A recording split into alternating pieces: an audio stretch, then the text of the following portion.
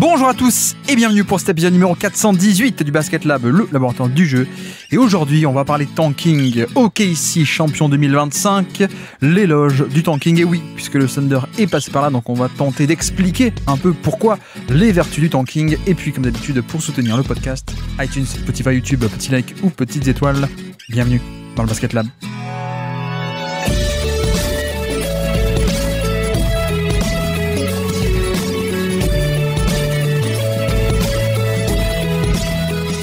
Oklahoma City Thunder, champion NBA 2025, éloge du tanking. Et oui, aujourd'hui on se retrouve pour parler tanking, pour parler match perdu, mais en fait non. En fait, pas vraiment, et plus qu'un éloge du tanking, c'est plutôt l'aspect de aujourd'hui, on va essayer de détailler quelles sont les vertus de ce processus, et il se trouve que l'occasion ne pourrait être plus parfaite, puisque nous venons d'assister à des finales où les deux équipes correspondent à la fois à ce modèle presque parfaitement, donc ça va un peu nous permettre de faire ressortir les éléments clés de ce fameux processus du tanking, mais il y a aussi des différences et notamment en quoi ces deux équipes sortent un peu de la norme. Ça va nous permettre d'autant plus et d'autant mieux définir cette norme. Le fait que justement ça ne colle pas totalement, ça permet aussi de mieux délimiter ce qu'on appelle par tanking et quelles sont les vraies vertus du tanking et de ce fameux processus, sans mauvais jeu de mots, avec le fameux process de Sam Hinkie. D'ailleurs, rappelons un peu des noms, je peux le faire d'entrée de jeu. C'est vrai que je me suis rendu compte que tout le monde n'est peut-être plus à la page par rapport à ça. Sam Hinkie a été le GM des Sixers dans cette période début année 2010, entre 2013 et 2016. Sam Hinkie a été le GM qui est arrivé, alors il sortait du front office de Daryl Morey, des Rockets à l'époque. Il prend les Sixers après une période où il y a notamment Iguodala, la période de Iguodala, Elton Brand, Jrue Holiday, qui est une bonne équipe, mais pas top. Il fait tout péter, et donc c'est le fameux process des Sixers, ça vient de là. Ça vient de lui qui avait un peu poussé son truc à son paroxysme, avec en plus, ce qui lui a coûté sa place, c'est qu'il le faisait de manière honnête, on va dire, plutôt que de mentir, et de dire non, on n'essaie pas de perdre des matchs. Et il y a quelqu'un qui a fait exactement pareil juste après, il s'appelle Sam Presti. Alors, voilà, on définit les personnages dont on va parler aujourd'hui. Sam Presti, GM, cette fois de OKC, qui a fait exactement pareil, sauf que, en termes d'image, cette fois, contrairement à Sam Hinkie aux Sixers, la NBA est intervenue, ingérence de la NBA en elle-même pour dire non, c'est plus possible, on le vire, etc. Sam Presti, il avait aussi ce crédit c'était déjà un GM depuis 2007, je crois, donc depuis déjà plus de presque 12-13 ans, avant qu'il entame son processus de tanking. Donc voilà, il a pu rester en poste. En plus, on va voir que ça a été accéléré, ce processus, donc ça c'est bien sûr, ça passe mieux, évidemment. Et là maintenant il a gagné, donc ça y est, c'est validé, on va dire, et on peut plus rien lui dire au niveau de la ring sculpture. Daryl Morey, également GM des Rockets pendant quelques années, même pas mal d'années. Je pense qu'on va aussi parler de lui un peu aujourd'hui. Voilà à peu près pour les acteurs dont on peut parler. Bon bref, j'en rappellerai des noms au cas où, mais c'est vrai que c'est un peu important quand on parle de tanking de rappeler que qui était Sam Hinkie, tout le monde ne le sait pas. Et donc notamment, c'est vrai que c'est un thème qui me tient un peu à cœur parce qu'il s'est dit pas mal de mauvaises choses depuis des années sur le tanking, qui ont été notamment un peu incarnées par Sam Hinkie justement, et ces Sixers abominables de l'époque mi-2010, on va dire.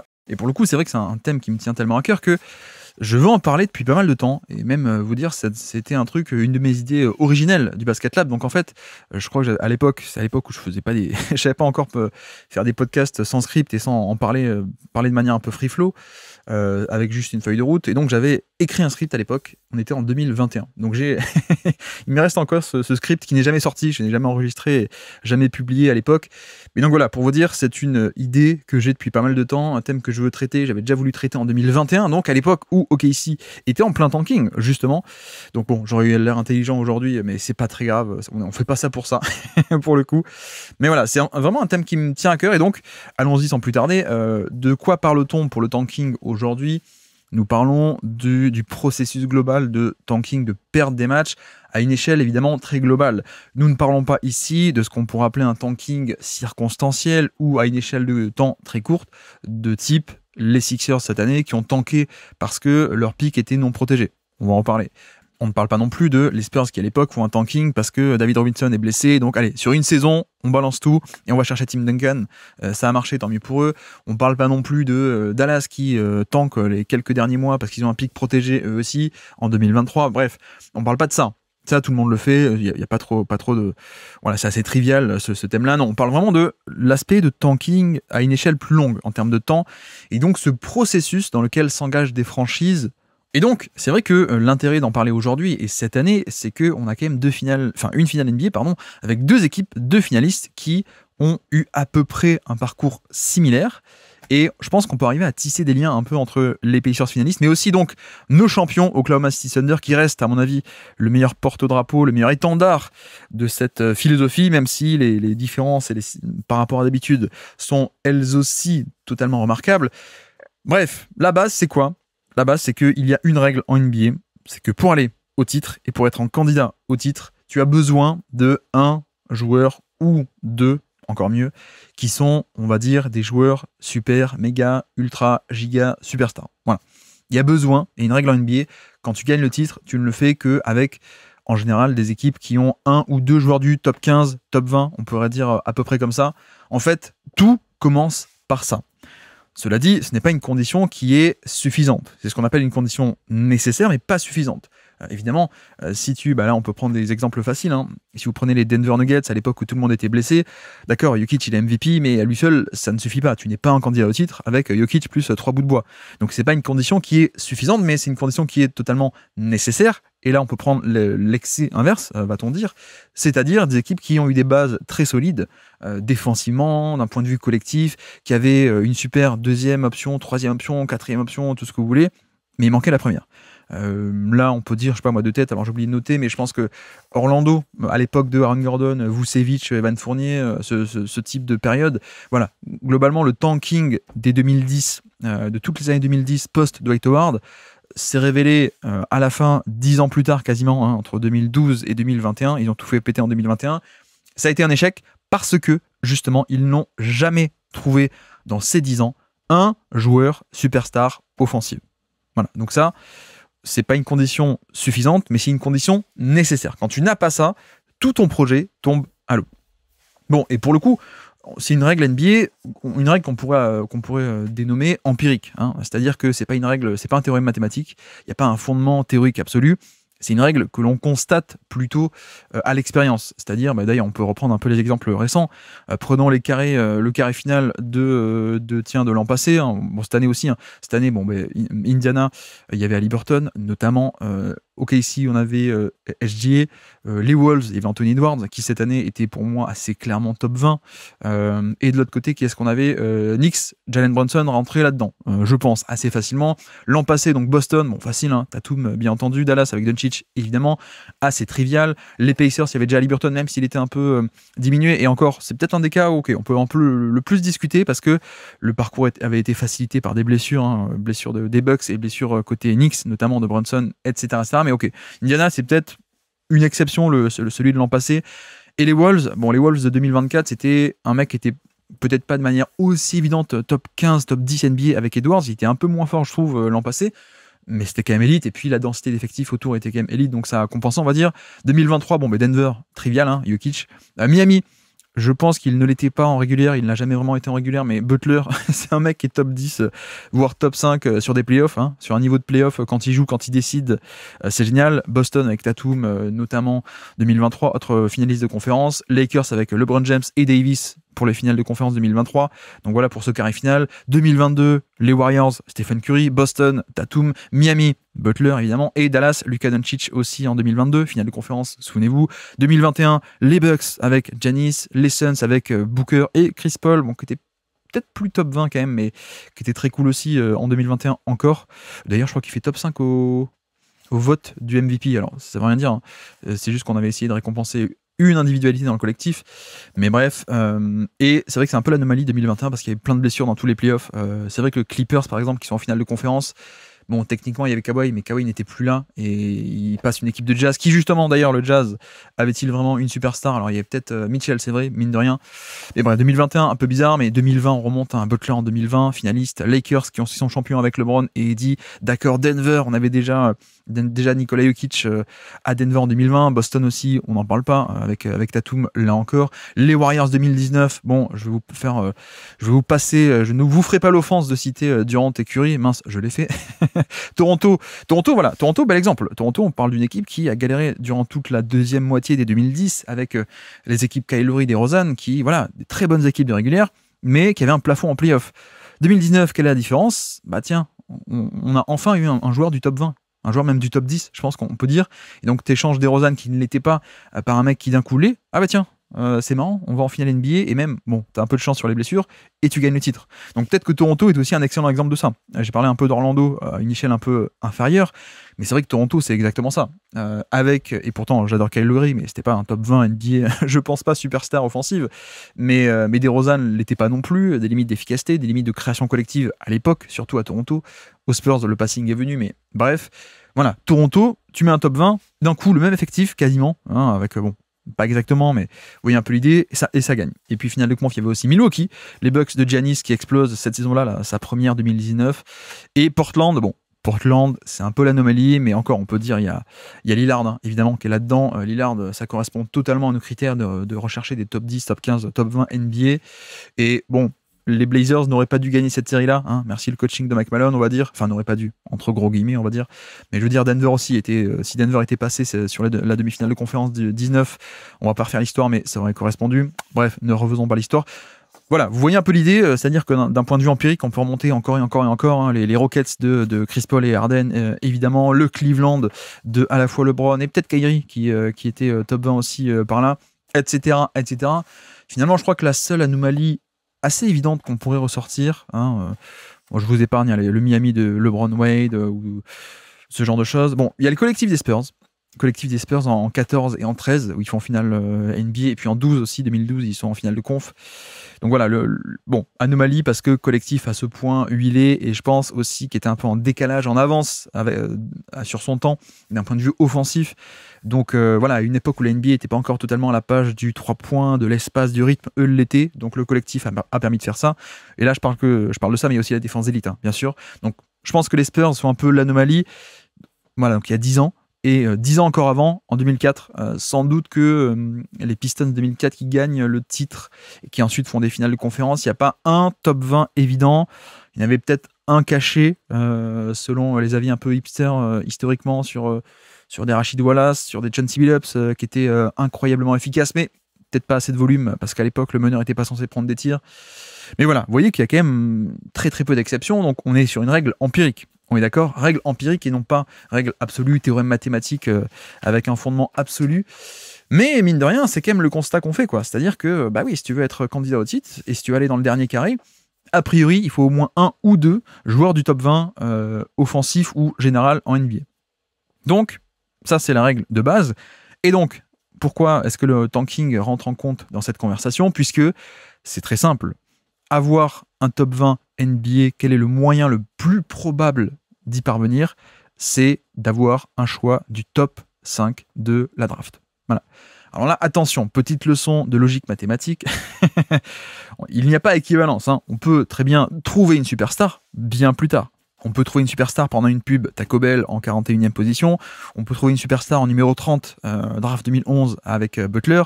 On peut trouver une superstar en numéro 15 avec Giannis, qui était grosso modo à l'époque l'équivalent de drafter un lycéen de 17 ans. J'exagère un peu, mais il y avait à ce côté très très potentiel long terme. Donc on ne dit pas que, attention, voilà, logique mathématique, il n'y a pas équivalence entre proposition 1 et proposition 2. On ne dit pas que pour être une superstar NBA, il faut absolument être drafté dans le top 5. On dit que, en revanche, plutôt, la probabilité la plus grande de tomber sur un top 5, c'est de tomber sur une superstar, lapsus, c'est d'être dans le top 5. Et là encore, là c'est très empirique, c'est-à-dire que oui, exception, on peut toujours en trouver, mais cela dit, si on compare le pick numéro 41 de, de toutes les drafts depuis 75 ans, je crois, la NBA, ou même 80 bientôt, bon, bah, vous allez voir que c'est un peu le seul. Et d'ailleurs, il y avait un graphique qui est sorti assez marrant de la part de Lev Akabas, L-E-V plus loin Akabas sur Twitter, qui est pas mal hein, pour tout ce qui est data visualization, pas mal de graphiques intéressants. Il montrait que, en fait, en vérité, SGA complète le bingo. C'est la première fois qu'un pick numéro 11 est élu MVP. D'accord? Et en fait, il faut regarder ce graphe. Vous voyez que la majorité des MVP ont été soit numéro 1, numéro 2, numéro 3, numéro 4 et 5. Déjà, ça commence un peu à baisser en termes de MVP dans l'histoire. Ensuite, il y en a un par position quasiment hors top 5, numéro 9, numéro 10, en numéro 7, il y en a eu 2 dans toute l'histoire. Numéro 11, donc on a Shea, numéro 12, on en a un. Numéro 15, il y en a plus. Bon, moi, Giannis, merci Giannis en pick numéro 15 notamment, il y en a 4. Et puis après, plus rien. Et puis après, Nikola Jokic en numéro 41, qui effectivement a eu 3 MVP officiellement, on va dire. Vous savez qu'en vrai, il en a 5, mais... Non mais alors, blague à part, là on parle de MVP, donc c'est un peu plus restrictif que dire un attaquant qui est top 5, ou pardon, top 20 de NBA, mais c'est une bonne illustration et je pense que c'est aussi le point central, c'est-à-dire qu'il faut avoir conscience de comment fonctionne la draft et de comment, précisément, la probabilité de drafter un mec et que ce mec devienne bon, les probabilités se réduisent de manière incroyablement grande à chaque fois qu'on descend de pic. Et en fait, il faut bien comprendre que c'est tout le sel de la draft et c'est aussi le cœur de cette discussion d'aujourd'hui. Oui, c'est possible de trouver un MVP plus tard, mais c'est quand même beaucoup moins probable. Et même, tout le but de la draft, tout le sel de la draft, c'est que c'est un classement de probabilité, en un sens, et que, bon, vous pouvez ne pas me croire, ou plutôt, si vous voulez finir d'être convaincu, je vous renvoie vers toutes les études ou les graphiques qui ont été faits à ce sujet. Je crois que sur la page encore de draftexpress.com, il y a un graphique qui le montre bien, ça pour le coup, mais bref. En gros, dès que vous descendez choix par choix, position par position, de plus en plus dans la draft, vous avez des probas qui deviennent quasiment infimes de vraiment trouver ne serait-ce qu'un bon joueur. Alors, je ne parle même pas du fait d'avoir un mec qui va être une superstar NBA. Déjà, le fait d'avoir des bons joueurs, vous êtes le pick numéro 20, ça n'arrive pas souvent d'avoir un top joueur de rotation NBA en pick numéro 20 ou 25. Mais alors, une superstar, ça n'arrive presque quasiment jamais à l'échelle de l'histoire de la NBA. Donc, en fait, il faut se mettre d'un point de vue probabiliste. Si vous êtes un dirigeant d'une équipe NBA, vous voulez pas dire « Ah non, mais moi je m'en fiche, de toute façon je suis à peu près sûr que je vais drafter avec le pick numéro 23 ma superstar, ou avec mon pick numéro 41 ». Évidemment, ça n'a aucun sens. Ce n'est pas toi qui choisis. Déjà, il faut que, imaginons que tu es un joueur préféré dans cette zone où tu te dis, non, mais il y a un potentiel de dingue, il faut encore qu'il ne soit pas pris avant toi, pour le coup. Voilà, c'est extrêmement improbable. Il y a beaucoup de chance d'un point de vue, c'est très aléatoire, plutôt, on va dire, l'explosion d'un talent un peu sorti de nulle part. Il peut y avoir des erreurs de scouting, évidemment. Je pense qu'un Jokic, ça fait partie un peu d'un côté, le scouting n'était pas parfait. Mais voilà, d'un point de vue proba, effectivement, pour avoir un top 20 NBA, qui est donc le critère principal pour devenir une bonne équipe candidat au titre, carré final, le moyen où tu as le plus de chances d'accomplir ça, c'est d'avoir un top 5 de draft, de manière assez évidente. Et si on fait le vrai calcul, je ne l'ai pas fait ici, les chiffres à la limite, mettons-les de côté, on s'en fiche, mais c'est même de manière écrasante le meilleur moyen, le plus facile, le plus probable d'atteindre ce but de avoir une superstar NBA. Et donc, bien entendu, comment se retrouve-t-on dans le top 5 de la draft à présent? C'est là qu'on raccroche le fameux tanking, perdre des matchs, puisque la draft récompense les moins bonnes équipes en théorie avec les meilleurs joueurs, sauf quand il y a des petites magouilles. Non, on va pas partir là-dessus. Mais non, mais blague à part, pardon. Restons sérieux. Tout le principe de la draft, c'est de donner les meilleurs prospects aux moins bonnes équipes, donc il y a ce côté perdre des matchs. Voilà, ça c'est la base de tout. Premièrement, la règle, avoir un top 20. Deuxièmement, le moyen le plus probable, c'est d'avoir un top 5 de draft, pour avoir un top 20 NBA in fine. Et pour avoir un top 5 de draft, le moyen le seul, à part, encore une fois, à part si tu comptes sur les 1% à la loterie des petites billes qui s'agitent, c'est forcément de perdre des matchs, d'être une équipe mauvaise. Et bon, à la limite, ça, c'est relativement trivial. Ça mérite d'être bien expliqué et posé, je trouve, mais c'est relativement trivial.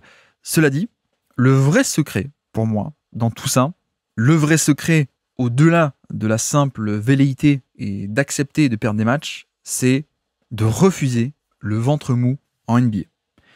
Puisque, en vérité, il n'y a, d'un point de vue sportif et d'un point de vue dans le référentiel de construire la meilleure équipe possible, il n'y a aucun intérêt sportif, et je dis bien sportif, à être dans le ventre mou en NBA. Il n'y a pas de Coupe de la Ligue, il n'y a pas de Coupe de France, il n'y a pas de Coupe d'Europe, il n'y a pas d'en-post qualifié. Si on est 6ème, on est quand même en Europa League ou je sais pas où, et donc ça fait quand même une bonne saison. Voilà. Il n'y a qu'un titre en NBA, pardon pour la Coupe de la Ligue Pitch qui vient d'être instaurée, mais on s'en fiche. Il n'y a qu'un titre en NBA, et donc voilà, tout le monde le veut. Et le but, c'est d'être le plus fort possible d'un point de vue sportif.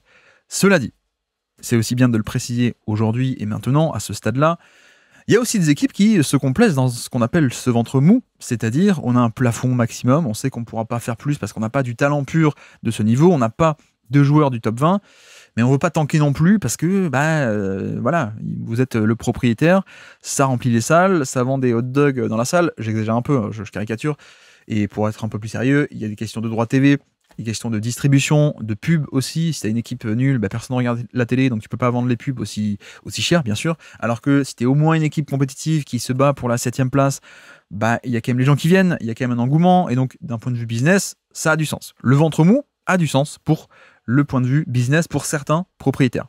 Mais d'un point de vue sportif, je pense que le secret, c'est de refuser ce ventre mou et de, en réalité, enclencher, savoir détruire une bonne équipe pour enclencher ce processus de tanking, et surtout qu'on ne le fait jamais trop tôt, on le fait souvent beaucoup trop tard. Et en particulier, ça vous m'avez déjà sans doute entendu le dire, pour des trades de stars, des trades de joueurs majeurs. C'est-à-dire que un joueur star, même pas forcément l'NBA, mais même All-Star, ou voilà, un joueur majeur de ton effectif qui veut partir, ou tu vois que ça marche pas, on l'échange jamais trop tôt. Par contre, trop tard, oui. Trop tard, ça arrive. D'ailleurs, des trop tard, on peut en parler. Des trop tard, c'est, tiens, mince, De'Aaron Fox, il va arriver en fin de contrat, et du coup, il sait qu'il a le pouvoir, il a la pression, et il dit, moi, j'irai qu'aux Spurs, et donc, t'es les Kings, tu finis par l'échanger contre 2-3 bouts de bois, parce que t'avais pas la main sur le dossier. Exemple encore mieux, encore plus récent par rapport à cette année, Butler, pareil, le côté situation contractuelle fait que t'avais pas la main sur le dossier, et le package a été beaucoup moins intéressant que si le mec avait été encore 3-4 ans de contrat. Voilà, exemple comme ça. Donc la fin de contrat, évidemment. Je pense qu'on peut aussi parler de Toronto d'ailleurs, avec Siakam et OG Anunoby. Tu as attendu jusqu'à la fin, c'était un peu Masai Ujiri qui faisait tout le temps ça. Il attend jusqu'à la fin avant d'échanger, mais sauf qu'à 3 mois de la fin du contrat, le package que tu reçois en échange, il est pas intéressant. Et puis, même là, je parle de coût de contrat, mais il y a aussi la donnée de niveau de jeu, en fait. C'est-à-dire que si tu échanges une superstar qui a déjà commencé à décliner, une star qui a déjà commencé à décliner, qui a déjà montré des signes de déclin physique, de déclin de niveau à cause de l'âge, qui est plus aussi bon qu'avant, finalement, tu vas en tirer un prix qui est beaucoup moins grand. Alors que le secret, c'est de sortir de ce ventre mou et de ne pas hésiter à vendre finalement assez tôt. Parce que quand tu vends tôt, ton joueur majeur a encore une belle valeur, et c'est comme ça que tu accumules un bon package et de bons atouts pour mieux repartir sur ton cycle de tanking. Et finalement, je vais essayer de le reformuler d'une autre manière, il n'y a rien de pire que de démarrer un cycle de tanking / reconstruction à partir de zéro. Ça, c'est le pire truc que tu puisses faire, parce que grosso modo, le cycle d'avant, la valeur s'est amenuisée petit à petit, les joueurs ont vieilli, les joueurs sont partis d'eux-mêmes en free agency, où voilà, tu deviens nul. Plutôt que 2-3 ans avant, tu étais très bon, tu deviens nul. Donc t'as plus rien, et tu dis, ok, cette année, on vend les 2-3 bons trucs qui nous restent, et puis ensuite on va commencer à perdre. Mais tu commences de zéro. Et donc il va te falloir 2, 3, mais surtout peut-être plus 3, 4, 5, 6 ans avant de commencer à reaccumuler des assets, reaccumuler des jeunes, les développer. Et donc en fait, tu as une fenêtre entre le moment où tu commences à construire et à recommencer le projet et le moment où tu es en effet compétitif, il peut se passer jusqu'à 4, 5, 6 ans en fait.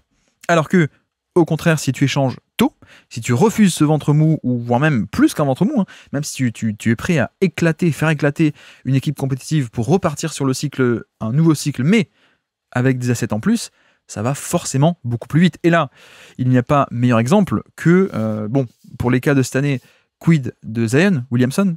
Est-ce que les Pelicans n'auraient pas intérêt à vendre tant que le fer est chaud? Et encore, l'est-il encore tout à fait, vu un peu leur terrain, on ne sait pas trop malheureusement, mais même niveau blessure. Voilà, Zion, c'est le cas classique de peut-être qu'il faudrait qu'on vende le plus tôt possible, parce que s'il nous fait encore 2-3 saisons avec 20 matchs par an, finalement on aura moins d'acheteurs. Alors que là, si tu le vends maintenant, ou tu l'avais vendu il y a 1 an, je pense que tu aurais eu un beau package pour le coup. Donc voilà, premier cas. Deuxième cas, Embiid. Que faire avec Embiid? Bon, il y a un attachement à la ville. Ça, effectivement, je parle pas trop de cet aspect-là. Je parle vraiment d'un point de vue sportif et construction d'équipe. Donc, pas trop émotion, pas trop fan, pas trop joueur chouchou, etc. Mais Embiid, d'un point de vue assez pragmatique, est-ce que les Sixers n'auraient pas intérêt à s'en débarrasser le plus tôt possible? Non pas qu'il n'aide pas l'équipe. Et d'ailleurs, moi, je suis un peu de l'idée de... J'espère que ça va marcher cette année, parce qu'avec tous les blessés à l'Est, c'est peut-être l'année des Sixers. Et même s'il est blessé pendant 6 ans après, si tu as une seule bonne année et que ça va au bout, t'es content. Mais voilà, Embiid, c'est aussi peut-être un cas où tu te dis, il a été MVP il y a 2 ans, Il a fait là 2 saisons un peu compliquées. Alors surtout la deuxième, mais 2024, il a été aussi limité à 50 matchs, je crois. Et là, c'était à peine une vingtaine ou une trentaine. Bon, plus tôt on vend, mieux c'est. Alors que si tu attends encore une autre saison, 26 à 20 matchs, et 27 2027 à encore 30 matchs, bon, là, tu pourras pas le vendre du tout. Là, c'est à peu près mort. Donc, ce serait accepter, et c'est tout le but, hein, c'est tout le sel du truc, c'est qu'il faut accepter, en tant que propriétaire, d'être nul. Il faut accepter que tu recommences un cycle totalement nouveau. Donc il faut accepter d'être moins bon. Mais, ce faisant, quand tu vends en étant encore bon, tu boostes tes chances pour le cycle d'après. Alors que si tu laisses la valeur dépérir, le cycle suivant, il va être beaucoup plus long avant de se réenclencher de la bonne manière. Donc il y a ça, l'exemple de cas peut-être actuel. Mais non, mais de l'autre côté, prenons des exemples un peu passés qui ont marché, justement, et qui illustrent totalement mon propos de savoir vendre, même quand tu es bon, pour optimiser le cycle d'après. Bah tiens, à tout hasard, et si on prenait les 2 finalistes, justement, de 2025, puisque ça correspond parfaitement, mais vraiment parfaitement. Pour moi, la vertu et la valeur du GM et du président d'Indiana et de celui d'OKC, ça a été de couper court tôt, voire même pour certains beaucoup trop tôt, au cycle d'équipes qui étaient largement compétentes. Et donc, notamment, de se faciliter le cycle d'après, le cycle N+1, parce que tu as su vendre au bon moment, très tôt, pour accumuler un retour qui t'a permis de mieux briller ensuite. Et donc, ça, voilà, ça, il faut être capable de le faire. Et par là, j'entends, il faut que le propriétaire accepte de faire ça, mettre un peu le côté le business, mettre un peu le côté aussi l'ego. Donc peut-être pour ça qu'un mec comme à Sacramento, un mec comme Vivek, le propriétaire de Sacramento, bon, bah ça fait ventre mou depuis 10 ans, hein, et même 15 ans, et puis ça va peut-être continuer. Mais bref, fermons cette parenthèse. Non mais OKC, typiquement, on est là-dessus. C'est-à-dire que OKC a coupé court un cycle qui était très compétent, à une équipe qui était plus que ventre mou, hein, même plutôt bonne, voire très bonne, mais qui avait un plafond. Et donc, à l'été 2019, tu as qui dans l'équipe? Tu as Paul George qui fait sa fameuse saison top 3 MVP, tu as Westbrook, et tu as une équipe qui est en playoff facilement. Sauf que le propriétaire de OKC a accepté de dire l'équipe est bonne, mais elle n'est pas parfaite, donc je te fais confiance, ça me prestille, je te fais confiance, fais tout péter, et je te donne le droit de tuer cette équipe qui était très bonne, qui était quoi? 4e, 5e? Je crois que c'est ça le premier tour, hein, Portland, le fameux Portland OKC, c'est 4 contre 5, il me semble. Donc voilà. Et donc, quelle a été la valeur de ça? Bah, c'est que tu as vendu très tôt sur Westbrook et tu as vendu très tôt, même à son pic, Paul George. Alors que, imaginons que le propriétaire était plutôt dans l'optique de non, attends, on a quand même une bonne équipe. Bon, on se fait sortir au premier tour par Portland, mais de l'avis de pas mal de gens, c'était une série assez équilibrée, en tout cas en termes de pronostics, on aurait pu passer, on aurait pu faire un deuxième tour. L'année d'avant, on tombe contre le Jazz au premier tour, bon, c'est pas top, mais parce qu'on avait Carmelo et que l'équipe était pas top, peut-être, je caricature, hein. Mais voilà, imaginons que le propriétaire dise non, mais finalement on est pas mal, quoi. Westbrook, il a encore 30 ans, 31 ans, je sais plus exactement, enfin, il est clairement pas fini, Paul George, il vient de sortir de sa meilleure saison, non, on est éliminé, mais on refait, et puis l'an prochain, on aura peut-être de la chance, et puis, etc., etc. Et si on avait dû vendre Paul George de 34 ans ou 33 ans et Westbrook de 35-36 en 2022, par exemple, ou en 2023, bah, le prix aurait été beaucoup plus faible. Et évidemment, mais de manière... Enfin, c'est même abyssal, hein, l'écart de retour que tu aurais eu entre vendre en 19 ou vendre en 22, 23, après encore 2-3 ans à sortir au premier tour, deuxième tour, voire même une finale de conf dans le lot, peut-être un peu surprise. Mais voilà, il y avait ce plafond. Et donc, le propriétaire a dit « Ok, vas-y, Paul George, tu as max out, évidemment, sur la contrepartie. Donc, SGA plus tous ces pics qui sont même pas encore tous rentrés en compte, on en parlera aussi. Et Westbrook, pareil. Westbrook, tu as aussi fait un trade assez génial. Bon, merci Houston, hein, et pour le coup, c'est pas tant Daryl Morey, on l'a appris, c'est surtout Tillman Fertitta, le propriétaire des Rockets, qui venait d'acheter la franchise, qui était très très actif, qui a voulu faire le forcing pour Westbrook. En l'occurrence, dans le côté OKC, tu as une contrepartie qui était géniale. Donc voilà, vendre tôt, ça a permis de construire beaucoup mieux le cycle d'après. Pareil pour les Pacers, donc, finalistes 2025, qu'est-ce qu'ils ont fait?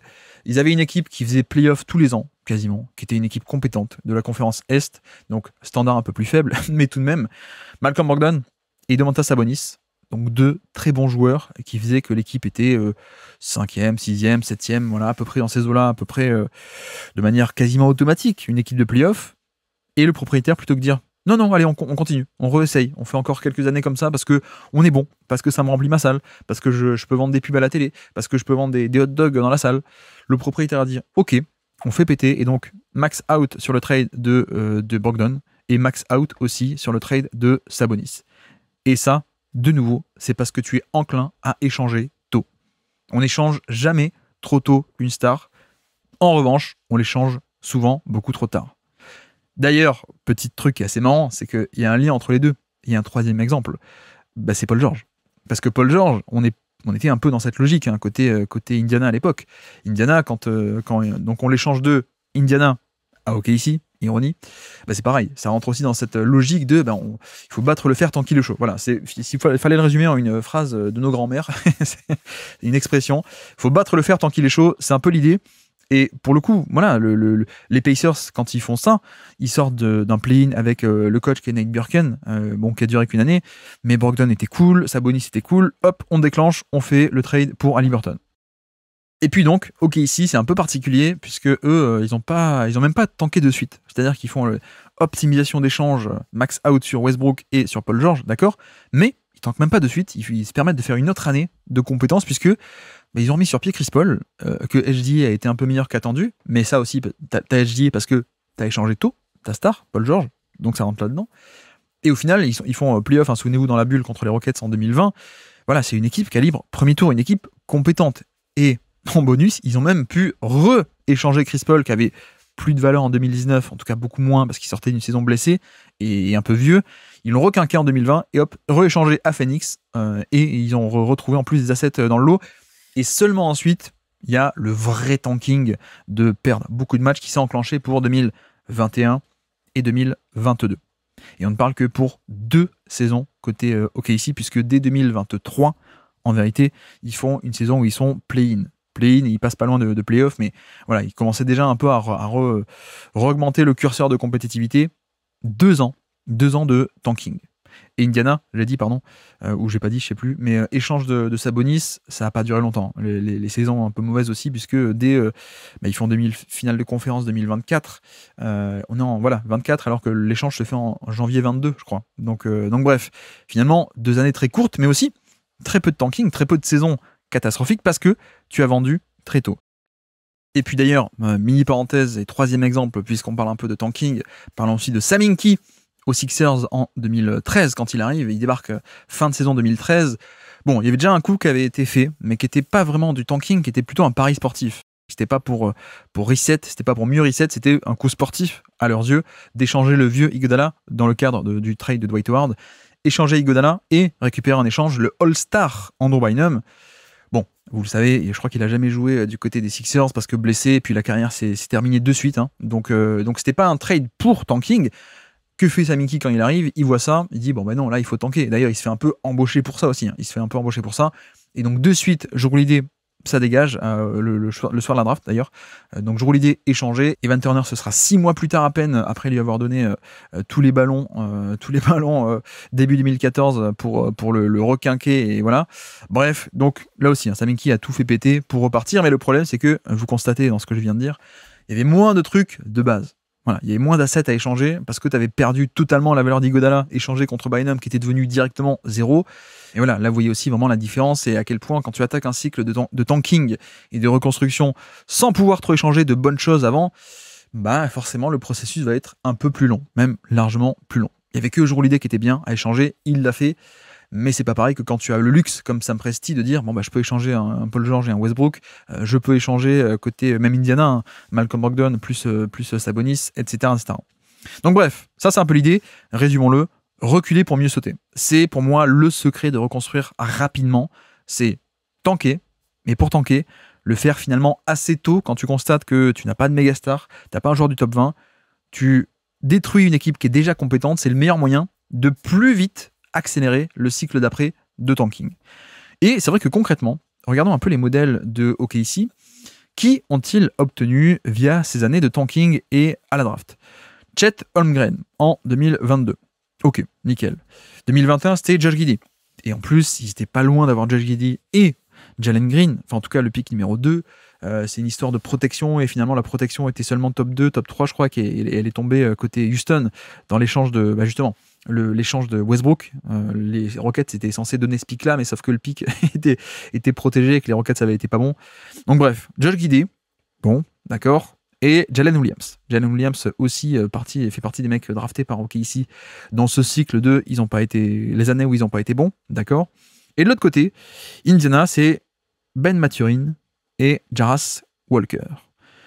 Donc là, après avoir expliqué tout ça, je pense qu'on peut aussi noter la différence et démarquer en quoi OKC et Indiana diffèrent du modèle du process de tanking plus long. C'est que justement, on n'est pas exactement sur ça.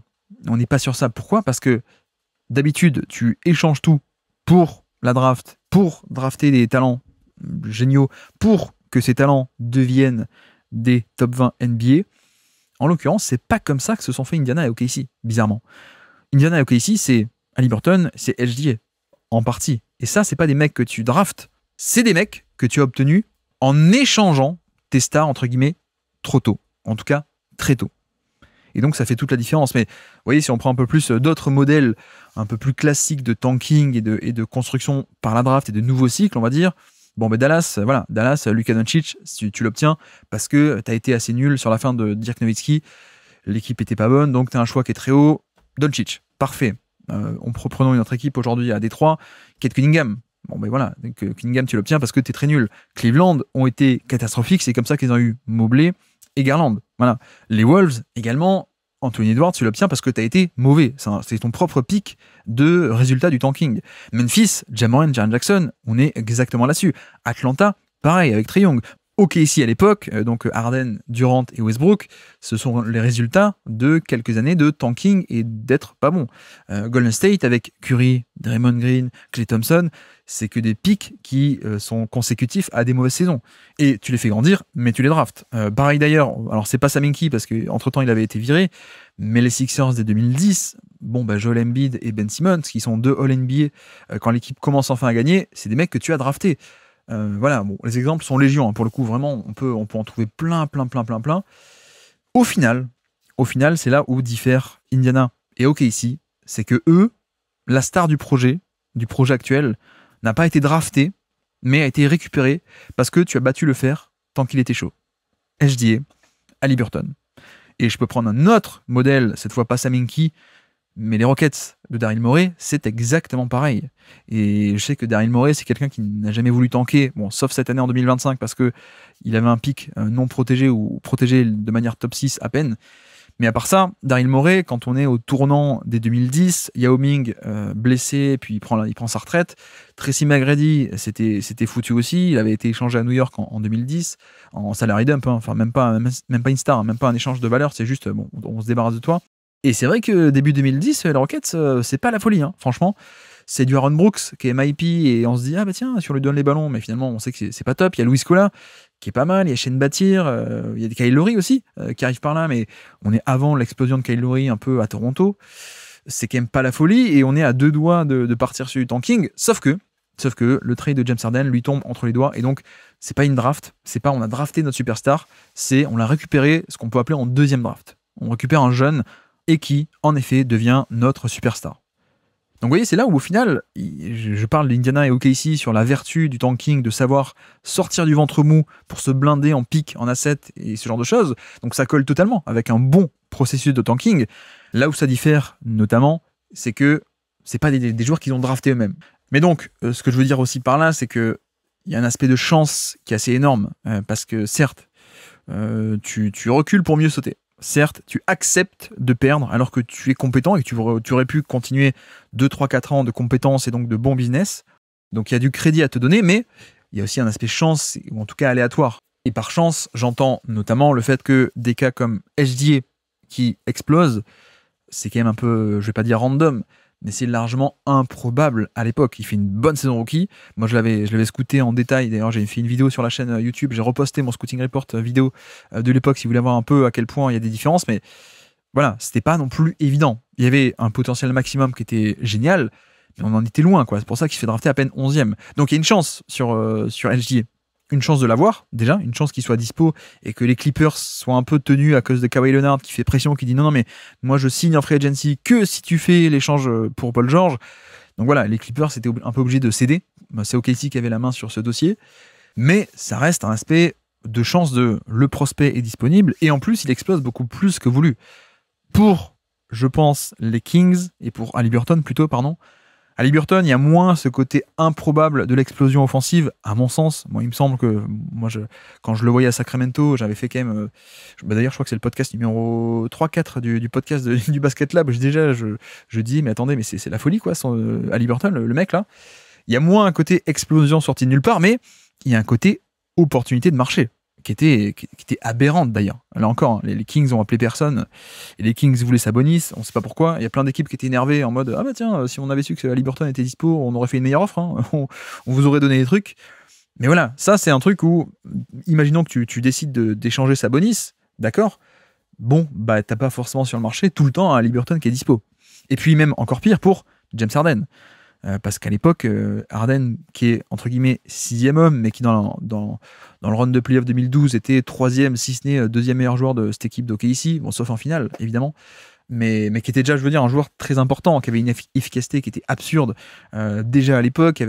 Voilà, on voyait tout était là. C'est juste qu'il n'était pas titulaire parce qu'il y avait d'autres mecs devant, mais il n'était pas titulaire, mais déjà un temps de jeu de titulaire, un impact de titulaire, de créateur principal et majeur de l'attaque. Mais pour le coup, c'est un braquage. Les Rockets et Daryl Morey, il n'y a pas tout le temps un James Harden qui est dispo sur le marché. D'ailleurs, pour moi, il y en a un tous les 10 ans. Il y a 10 ans, il y avait James Harden, et 10 ans plus tard, on a eu Haliburton. 2 anomalies complètes qui ne sont pas censées arriver. Mais donc, là encore, vous voyez à quel point, finalement, on a soit de la chance sur l'opportunité qui est là ou pas là, soit de la chance également, en plus, sur l'aspect de développement de la superstar, de HDA qui passe de joueur très sympathique à, ben non, en fait, le mec, il évolue sur tous les compartiments du jeu et toutes ses faiblesses deviennent des forces, hein, agressivité, le dribble, le drive, la finition au panier, même le jump shot, évidemment. Et donc tu as aussi un aspect chance de ce point de vue-là. Et finalement, je pense qu'on ne peut pas ignorer ce facteur chance, parce que c'est littéralement ça qui a accéléré le processus.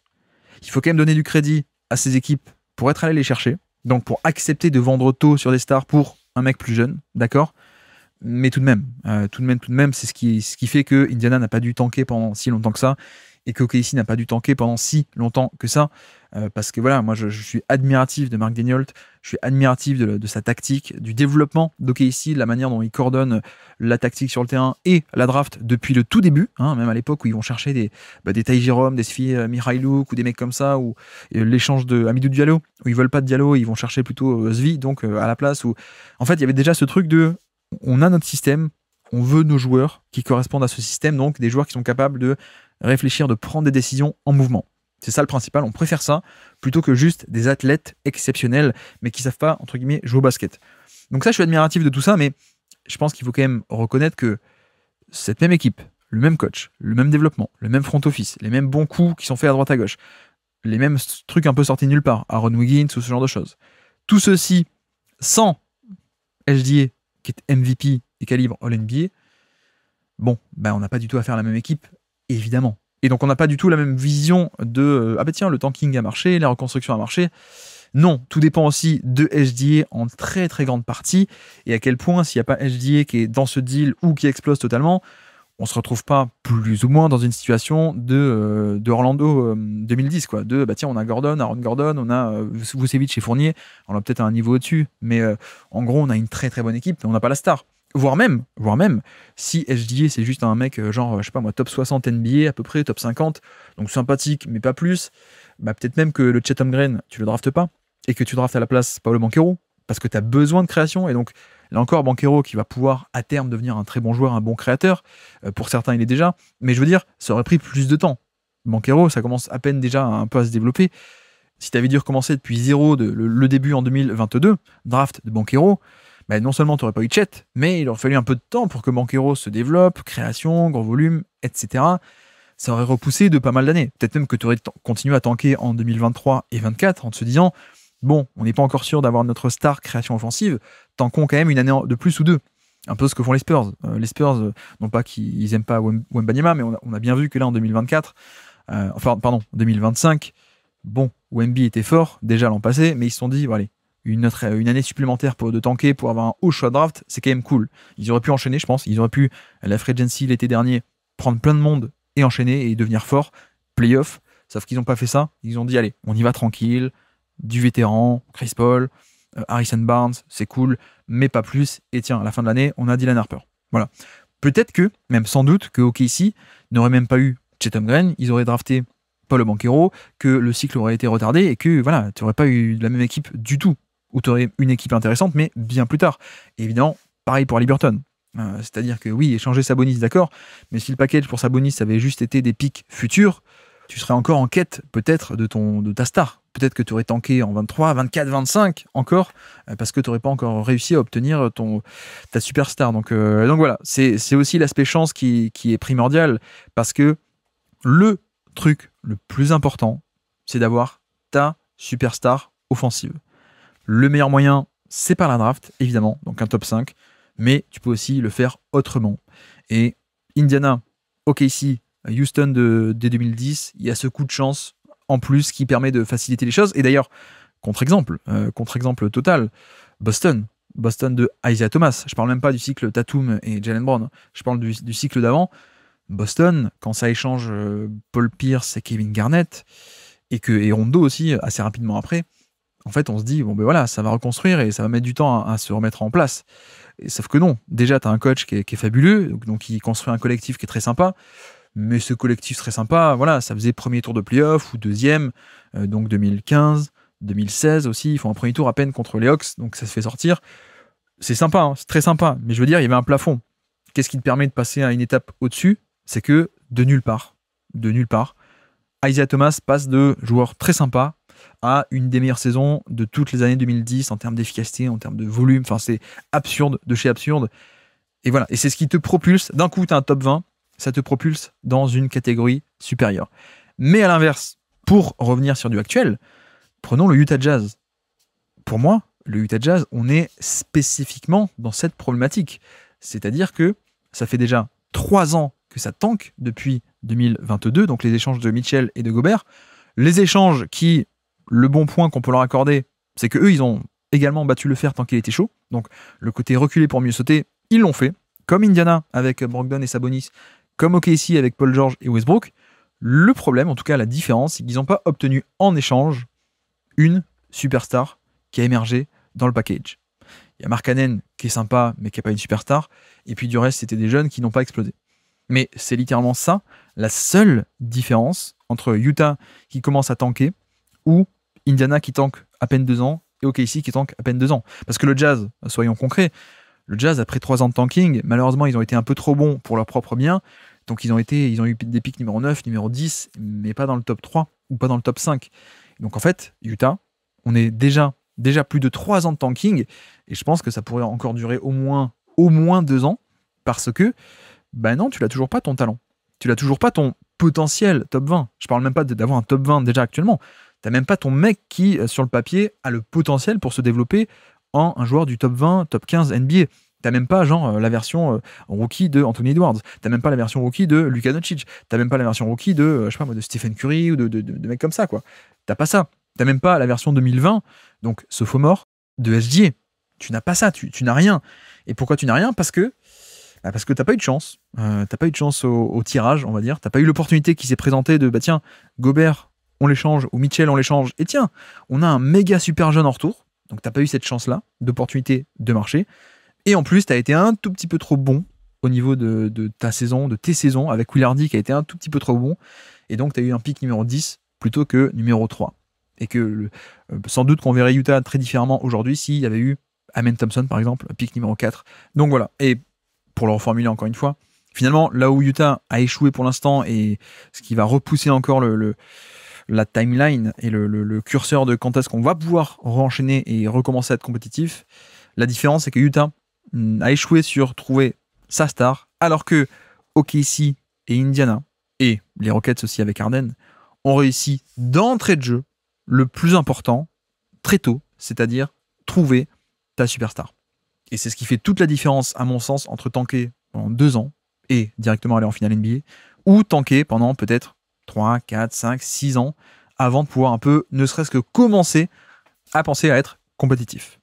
Donc ça, c'est vraiment le premier point sur le tanking qu'il faut comprendre, ce genre de lien logique par rapport à la règle, avoir un top 20, le meilleur moyen, c'est le top 5.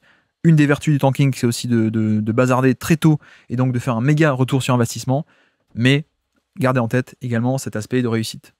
Et finalement, pour le dire autrement, la vertu du tanking, c'est au final le moyen le plus probable d'aller au titre. Je crois que je l'avais encore jamais formulé de cette manière pour l'instant, mais c'est littéralement ça.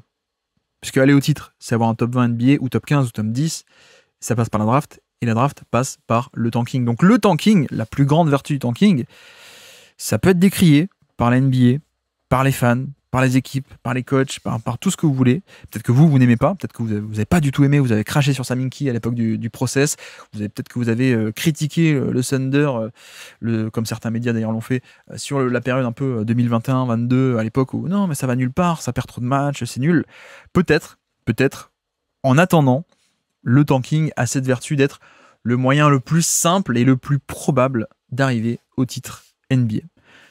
Et évidemment, nuance, si vous n'êtes pas une équipe qui s'appelle Los Angeles, qui est basée à Los Angeles, ou si vous n'êtes pas les Knicks aussi, ou une équipe qui joue à New York, parce que oui, dans ces cas-là, des cas un peu à part, mine de rien, bah oui, tu peux signer des free agents beaucoup plus facilement. Bien entendu, si tu es Clippers ou Lakers, tu vas signer des Kawhi Leonard, tu vas obtenir un Paul George, tu vas signer un LeBron James qui fait ensuite le forcing pour Anthony Davis, tu vas signer un Shaquille O'Neal à l'époque. Bref, donc ça c'est pour les Lakers, rien que pour les Lakers. Les Knicks, c'est pareil, on a vu Jalen Brunson qui a pu signer en free agency. Jalen Brunson aurait-il fait un sign and trade ou forcé sa sortie pour aller, je sais pas moi, à Charlotte ou Washington? Je suis pas sûr. Enfin, ok, il y a des contre-exemples sur des cas particuliers de free agency, donc de marché particulièrement attrayant. On est d'accord. Mais en général, si vous êtes une équipe un peu banale, un peu classique, ben en fait, le moyen le plus probable, c'est le tanking.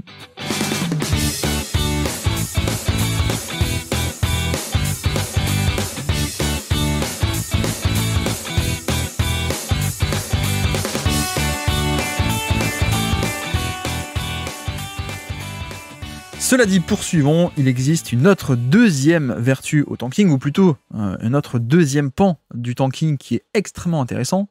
Également, il y a aussi l'aspect de gestion du salary cap et des assets, non pas au moment où tu fais tout péter, où tu fais péter Paul George et Westbrook, au moment où tu fais péter Mitchell et Gobert, au moment où tu fais péter Brogdon et Sabonis, pas que à ce moment-là, à l'heure zéro, mais pendant ton processus de tanking. Et donc, pendant le long terme, et lorsque tu es déjà en train de jouer des saisons et de perdre des matchs. Et c'est aussi un point fondamental, c'est que tanker, le processus global du tanking ne doit pas se résumer à « je perds pour avoir un top 3 ». Une meilleure optimisation de ce processus global de tanking, c'est aussi faire les bons moves en plus de perdre des matchs. Et donc, notamment, une optimisation complète de tes assets, de tes atouts, mais aussi de ton salary cap. C'est-à-dire, concrètement, vous le savez sans doute, en NBA, il y a un salary cap, donc un budget salarial. On ne peut pas trop le dépasser en allant largement au-dessus. Si on le fait, il y a des punitions, mais bref, il y a aussi des restrictions. On peut pas juste accepter de payer une taxe, mais de dépasser de 200 millions si on veut. Non, il y a des limitations. Mais il y a aussi, on ne peut pas avoir trop peu d'argent. Ça, c'est une règle qui est un peu méconnue pour le coup. Mais voilà, on peut pas arriver en disant moi, je vais prendre 15 contrats minimum, comme ça, je payerai une masse salariale qui est trop faible. Non, il y a aussi un seuil minimum. Mais surtout, il y a une différence qui est fondamentale, au-delà même de la masse salariale en elle-même, au-delà même de combien de dollars tu es obligé de sortir pour payer tes joueurs dans une bonne équipe versus dans une mauvaise, c'est que quand tu es dans une bonne équipe, quand tu es un candidat au titre, et quand tu joues le titre, ou même quand tu es compétitif très simplement, chaque dollar compte de manière incroyablement grande. Et par là, j'entends que c'est un business tellement compétitif que finalement, tu dois optimiser pleinement la somme qu'on te donne, qu'on t'autorise à dépenser pour être le meilleur possible. Par exemple, là, on n'est pas comme en foot européen où le Real Madrid, s'ils veulent, ils peuvent payer 300 000, ou le PSG, ou City, ou des équipes comme ça, peuvent totalement payer autant de salaires qu'ils veulent, peuvent acheter 10 000 joueurs. D'ailleurs, Chelsea le fait. Chelsea, ils ont 54 joueurs sous contrat juste pour voir qui va réussir, qui va se planter, mais il n'y a pas de limite. Quand tu es dans une configuration type ligue fermée, mais aussi salary cap, tu as ce truc de, bon, bah en fait, il faut quand même que je sois compétitif, parce que à côté, tout le monde a à peu près la même enveloppe, le même budget. Donc, chaque dollar compte. Ça, c'est trivial, vous le saviez déjà. La différence donc, je disais, c'est que quand tu as une équipe de tanking, c'est quand même beaucoup moins grave ça. Vu que de toute façon tu perds des matchs, en fait tu t'en fiches de surpayer un tel, tu t'en fiches d'avoir autant de, je sais pas moi, 30 millions de salaires payés à un tel qui dort, entre guillemets, qui dort dans le salary cap, mais qui n'a pas une production à la hauteur de tes attentes ou de son statut ou salaire, c'est pas grave. Si tu es Denver, ça compte. Si tu es Denver, tu regardes le contrat de Michael Porter Jr., tu te dis, bon, ben on aimerait bien le garder, il est génial, mais en fait, le rendement est pas assez bon par rapport au prix. Donc, tu l'échanges contre un truc moins cher, Cam Johnson, par exemple. Quand tu es une équipe de tanking, en fait, tu t'en fiches royalement d'optimiser cette masse salariale. Et donc, on arrive au point clé, et sans doute la chose la plus importante, même plus que seulement perdre des matchs, c'est comment est-ce que tu utilises ton salary cap pour, non pas signer des bons joueurs, mais pour accumuler encore plus des assets futurs. Et là, on pourra parler de Sam Presti, mais c'est vrai que Sam Hinkie, à l'époque des Sixers du process, a été le premier à le faire. Enfin, c'était masterclass sur masterclass, qui malheureusement, premièrement, ont été tous dépensés n'importe comment par la suite par Elton Brand et par Brian Colangelo. C'est-à-dire que le mec avait accumulé un trésor d'assets futurs et que finalement, ses successeurs, ils ont fait n'importe quoi en surpayant à peu près tout, et donc en liquidant un peu les caisses. C'est dommage. Et deuxièmement, les résultats n'ont pas été totalement à la hauteur non plus, selon certains trucs, un peu malchanceux pour le coup. Alors déjà, il y avait les blessures. En termes de blessures, c'est quand même pas de chance. Hein. Blessure de Embiid pendant 2 ans, blessure de Nerlens Noel qui manque 1 an aussi. Mais surtout, je pense aussi aux fameux pics des Sacramento Kings, qui sont nuls depuis plus de 10 ans, les Kings. Sam Hinkie fait un trade absolument incroyable sur Carl Landry, qui était aux Kings, Carl Landry, qui était en fin de carrière, ou en tout cas qui commençait à être sacrément abîmé, qui dit ok, moi je vous prends, j'encaisse le salaire de Carl Landry, vous me le donnez, pas de problème. Vous avez envie d'être compétitif et de mettre cette somme de salaire ailleurs, il n'y a pas de problème, donnez-moi Carl Landry, mais je prends un pic non protégé. Donnez-moi un pic futur. Le pic futur, donc je crois que le trade est en 2015, il me semble que le pic futur est pour 2019. Pas de chance, c'est la seule année depuis 20 ans quasiment où les Kings ont été bons. C'est-à-dire que c'est plutôt que être parmi les pires équipes de NBA, vous savez, c'est la fameuse année où ça se bataillait un peu avec les Lakers pour la dernière place en playoff, avant l'époque du play-in, donc je crois qu'ils font 9e ou 10e, je ne sais plus. Voilà, donc c'est pas de chance. Et ça, c'est un pick qui était non protégé, qui aurait pu être largement un top 3 de draft supplémentaire. Et je vais pas vous refaire un peu toute la masterclass de Sam Hinkie à l'époque, mais le mec a gagné tous ses trades. Allez, je ne résiste pas à vous en rappeler un pour le plaisir. Non, mais par exemple, draft 2014, il savait que nos amis d'Orlando étaient tombés amoureux de Elfrid Payton à l'époque, donc un choix numéro 11-12 à peu près, donc dans cette zone-là. Et donc que fait-il? Lui, il a un ou 2 pics avant, il draft Elfrid Payton, il appelle Orlando, il dit bon, j'ai Elfrid Payton, je vous le donne, mais il me faut un truc en échange, quoi, grosso modo. Enfin, c'est littéralement une rançon. Bon, une rançon autorisée et totalement légale. Mais voilà, bon, un exemple comme ça. Et donc, au final, ils ont été obligés de payer Orlando pour que les Sixers récupèrent quelqu'un d'autre, plus un pic. Alors, je crois qu'au final, ça a été Darius Saric, mais des trucs en plus. Enfin, bref, Sam Hinkie, magnifique, mais vu que c'est un peu lointain, je vais pas vous embêter avec ce genre de move. Ce qui est plus intéressant, c'est de voir à quel point, non pas Sam Hinkie, mais Sam Presti a fait presque aussi bien, voire même aussi bien, je pense, en termes de gestion du cap pour optimiser la masse salariale, entre guillemets, et se bâtir un futur qui va être fantastique. Alors déjà, mettons-nous post-année 0, donc post-Westbrook et Paul George, qui est une masterclass en soi, comme on l'a expliqué, en termes de timing et d'accepter de vendre tôt, mais ça, on l'a déjà dit. Ok, mettons de côté. Commençons en 2020. Le trade de Chris Paul. Chris Paul est échangé aux Suns à l'été 2020, automne 2020, vous savez, après la bulle qui a fini assez tard, mais contre un pic du premier tour, contre Ty Jerome aussi, qui venait d'être drafté en 2019, donc un an avant, donc encore un jeune, on va dire, un jeune talent calibré premier tour, et également contre Kelly Oubre, qui lui-même va être revendu par la suite à Golden State contre 2 seconds tours de draft. Voilà. Ensuite, Dennis Schroeder, qui sortait d'une très très belle saison 2020 avec en sortie de banc avec OKC. Dennis Schroeder est vendu. Il est vendu aux Lakers contre Danny Green. Les Lakers ne voulaient plus de Danny Green. Danny Green est un pick qui deviendra Jaden McDaniels, ou qui venait d'être drafté, je ne sais plus exactement. Jaden McDaniels, sachant que on encaisse Green et McDaniels. McDaniels est re-trade 2 jours plus tard contre des trucs, et également Danny Green qui est re-échangé aux Sixers pour encaisser cette fois le contrat, le très mauvais contrat à l'époque de Al Horford, et ce faisant récupérer en plus un tour de draft 2025, donc de cette année. Mais là, c'était clairement une opération de bon, les Sixers, d'ailleurs, Daryl Morey venait d'arriver aux Sixers, ça marchait pas, on avait déjà fait 1 an de contrat avec Al Horford, payé très cher, mais ça marchait pas avec Embiid et avec Ben Simmons, etc., etc. Donc il fallait quelqu'un pour prendre ce contrat nul. OKC a dit, ah tiens, non, moi je veux bien, moi tu me donnes Al Horford, mais par contre, tu me files un pic aussi, parce que je veux pas le faire pour rien. Je veux bien encaisser du contrat, parce que j'ai pas d'enjeu, donc je peux l'encaisser, mais je veux un pic. Donc c'est ce qui a été fait. Et le plus beau dans l'histoire, c'est que ils obtiennent un pic pour encaisser le mauvais joueur / mauvais contrat à Horford. Le pire, c'est qu'ils ont aussi récupéré un pic en rééchangeant à Horford, eux cette fois en tant que vendeur, vers Boston. Et ça, c'est quand même génial. Dans les deux opérations, c'est toi qui es du bon côté. À la fois quand tu le reçois, mais à la fois quand tu le revends, puisque Boston le voulait cette fois-ci.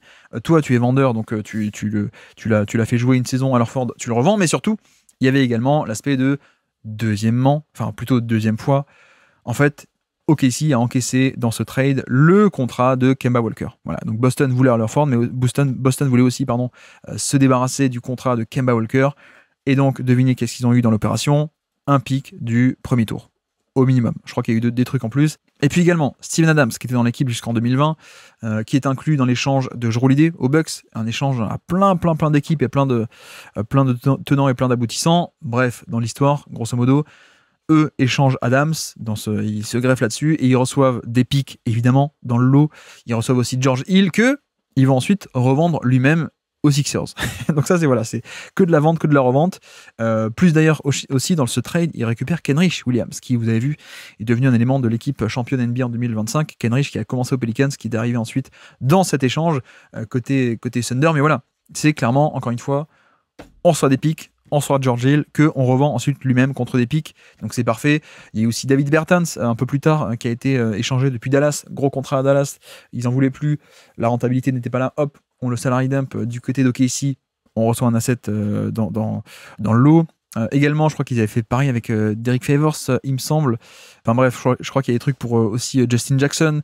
Derek Favors aussi, ils font ça, le côté encaisser un mauvais salaire avec un asset ou deux. Donc voilà à peu près le type de truc qu'a fait OKC pendant qu'ils étaient en train de tanker. Et c'est ça aussi le vrai but du tanking, c'est pas juste de perdre des matchs, parce que l'aspect de juste perdre des matchs et donc avoir un choix du top 5, ok, 2 saisons à perdre, ils ont obtenu Chet et Josh Giddey dans le top 5, il n'y a pas de problème. Mais là où OKC a été très fort et a pu beaucoup plus facilement se repropulser très vite, c'est finalement dans ce qu'ils ont fait pendant ces années de tanking, en termes de encaisser un salaire, salary dump, accepter qu'on me salary dump un truc, mais en échange d'un pick ou deux, en échange d'un jeune ou deux, ou alors d'un vétéran, mais qu'on va ensuite nous-mêmes revendre ailleurs pour un peu plus cher pour obtenir encore des seconds tours de draft ou ce genre de choses. Voilà, c'est vraiment ça qui est aussi le sel du tanking, presque, j'ai envie de dire. Peut-être pas aussi important que d'avoir un choix du top 5 en fin de saison, mais mine de rien, ça fait quand même partie de, à mon sens, un bon processus de tanking. C'est ça. C'est Sam Presti à OKC, c'est la masterclass de Sam Hinkie aussi, Epoch Sixers, etc., etc. Et le pire dans tout ça, c'est que certains des pics futurs qui ont été échangés ou obtenus dans cette période se sont déjà convertis. Je crois que le pic de Jalen Williams, c'est le pic des Clippers à la base, mais dans cette draft aussi, ils vont chercher Ousmane Dieng. Alors, c'est un échec, Ousmane Dieng, pour l'instant, en tout cas, c'est encore un peu timide, mais ils le font parce qu'ils ont plein de pics à dépenser.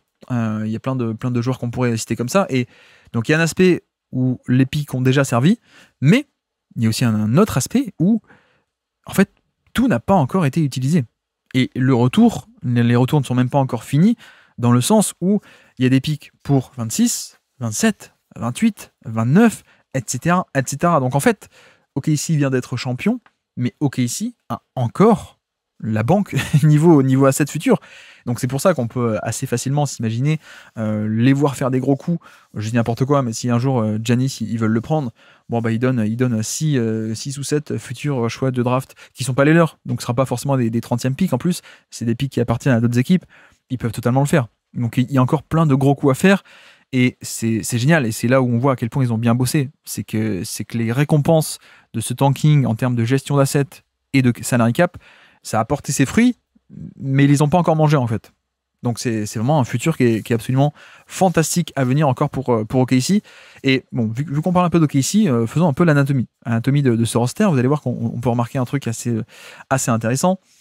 SGA, on est sur de la star, superstar, d'accord, qui a été obtenu en trade de Paul George. Donc, catégorie battre le fer tant qu'il est chaud, premièrement. Lou Dort, role player totalement développé, même à l'époque où ils étaient encore bons, hein, puisqu'il est là en non drafté 19 et il est là en 2020, déjà quand ils font en playoff premier tour contre Harden et les Rockets. Donc, Lou Dort, ça sort de nulle part, non drafté, d'accord. Chet, numéro 2 de draft, ok, pas de problème. T'as une superstar qui sort du top 2 de la draft, ok, logique, on va dire. Jalen Williams, je pense qu'on est sur une des plus belles surperformances, on va dire, d'un joueur relatif à son pic, parce que obtenir en même pas 2 ans, hein, parce que pour moi, il était déjà un joueur très valuable en 24, en 25, il est encore meilleur peut-être, mais déjà l'an passé, en 24, on avait quelqu'un qui était très valuable d'une équipe, d'ailleurs, c'était déjà la 2e option offensive et le 3e meilleur joueur d'une équipe de KC qui se fait sortir par Dallas en 24, mais bon, ils auraient pu passer aussi, hein, je veux dire, ça aurait pas été scandaleux du tout. Donc en fait, je pense que Jalen Williams, on est peut-être sur un cas voire même le cas le plus parlant de la plus grande surperformance relatif au pic de mémoire récente, en fait. En un temps aussi court, avoir un mec aussi bon, alors qu'il n'est pas drafté pour ça, on ne s'attend pas à ça, c'est un peu étonnant. S'il avait été drafté numéro 1, numéro 2, numéro 3, Williams, je ne dirais pas ça. Je dirais, c'est rapide, mais c'est logique. Là, on a non seulement une surperformance, ah bah mince, on t'attendait pas comme top 30 NBA drafté 12e ou 13e, mais en plus il le fait en 2 ans, quoi. Donc ça c'est absolument faramineux. Là-dessus, c'est à la fois ils ont bien bossé, à la fois le joueur, il y a du crédit à lui donner, mais je veux dire, il y a un aspect assez aléatoire, chanceux, mais qui n'a pas une connotation négative. Je veux pas que vous l'entendiez, bah non, il y a aucun crédit à avoir, c'est juste de la chance. Non, mais ce que je veux dire, c'est que c'est ce même front office aussi qui a récupéré des Pokuševski, qui a récupéré des Ousmane Dieng, qui a récupéré des mecs comme ça. Bon, vous avez vu que c'est les mêmes, hein. Le même développement, les mêmes coachs du shoot, les mêmes préparateurs physiques, le même front office, les mêmes coachs, c'est les mêmes, hein. Et pourtant, les mecs n'ont pas explosé tous aussi rapidement. Donc, je pense que c'est aussi en grande partie le joueur, même si le cadre collectif et de la franchise est très bon, mais c'est aussi le joueur. Or, bon, là-dessus, il y a aussi un aspect chanceux dans le prisme d'OKC. Tu ne maîtrises pas le fait que Jalen Williams soit un peu une anomalie quasiment historique, quoi, pour le coup. Donc, Williams, chance. Lou Dort, non drafté, qui devient le joueur qu'il est, on va dire un des meilleurs défenseurs de NBA qui en plus maintenant a un shoot, je pense qu'on est sur une réussite. Donc, plutôt côté, on va pas dire chance, mais réussite. SGA aussi, pardon, je ne l'ai pas précisé, SGA, on l'a déjà dit longuement sur ce podcast, chance, ou aléatoire positif plutôt. Formulons-le sans la connotation négative. Voilà, donc ça fait quand même, sur les 4 premiers noms que j'ai cités, 3 fois on a dit chance, hein, chance ou réussite. Hartenstein, free agency. Ok, lui il vient parce que t'es déjà bon, que t'as beaucoup d'argent, d'accord, mais parce que t'es déjà bon. Ok, ça, normal, on va dire.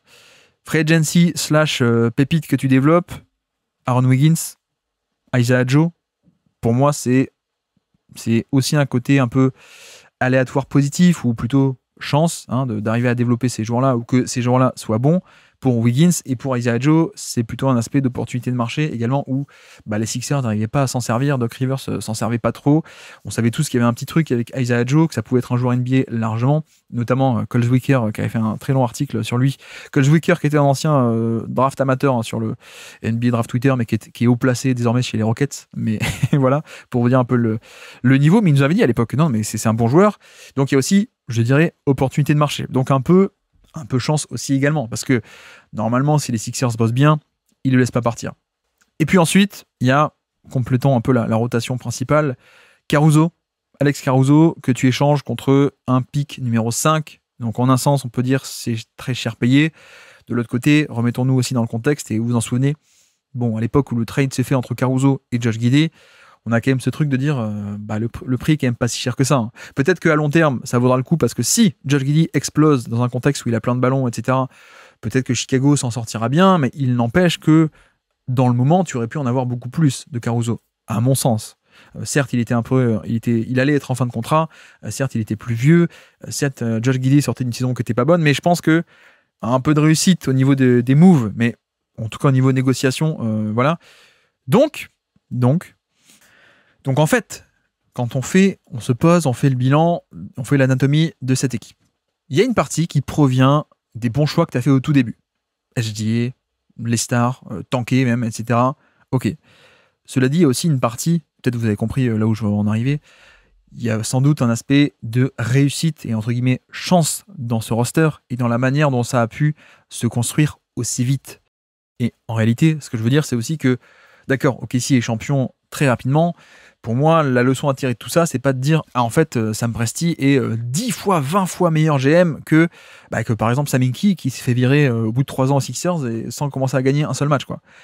Je pense pas qu'il vaille être aussi simpliste. Je pense qu'on a quand même affaire avec Sam Presti, un des meilleurs GM de NBA. Et, je ne dis pas mais, je dis et, il y a eu en plus une réussite qui allait dans son sens. Donc ça, c'est quand même génial.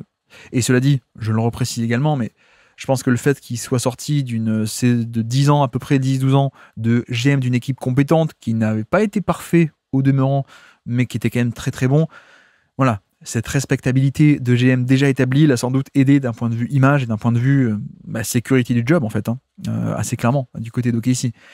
Donc voilà, c'est un peu les deux. C'est Sam Presti qui est un GM fabuleux et non pas mais de la réussite qui a permis que ce projet puisse aboutir sur un titre en 2025. Mais soyons aussi, en tout cas, c'est mon avis. S'il y avait eu un titre en 2024, je n'aurais pas non plus été choqué. Mais bon, bref, il y a un titre en 25, mais je veux dire, le cycle entre je commence à tanker en 2020 et je suis calibre finaliste NBA en 24, c'est absolument bluffant. Et ça doit rassembler les deux. Pour être aussi rapide, même à un niveau spectaculairement, historiquement rapide, tu as besoin des deux. À la fois le bien travailler et aussi peut-être le facteur chance qui vient s'immiscer un peu partout. Donc, voilà. D'ailleurs, si j'étais de mauvaise foi, je vous dirais aussi, mais en plus, Sam Presti, il y a quand même beaucoup d'échecs au niveau de la draft. Il y a quand même plein de joueurs qu'il a draftés. Ils ne sont pas tous devenus stars. Il n'y a pas que Jalen Williams.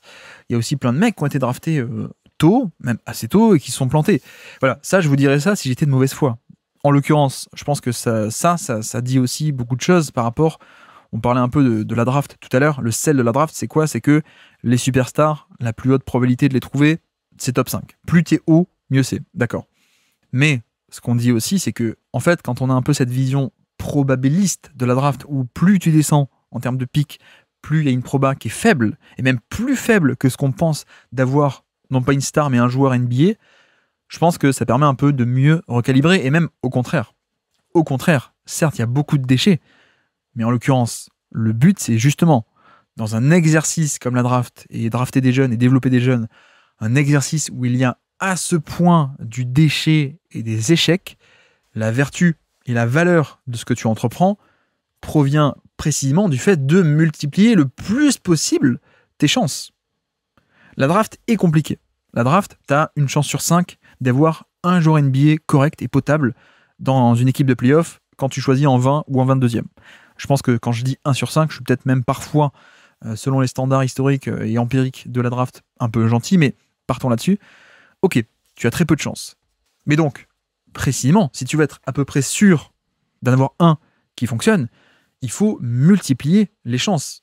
Si tu joues et que tu dois absolument faire un 6 pour avancer et pour gagner ton jeu, est-ce que vous préférez le faire lancer le dé une seule fois ou avoir la possibilité de le lancer 20 fois ton dé?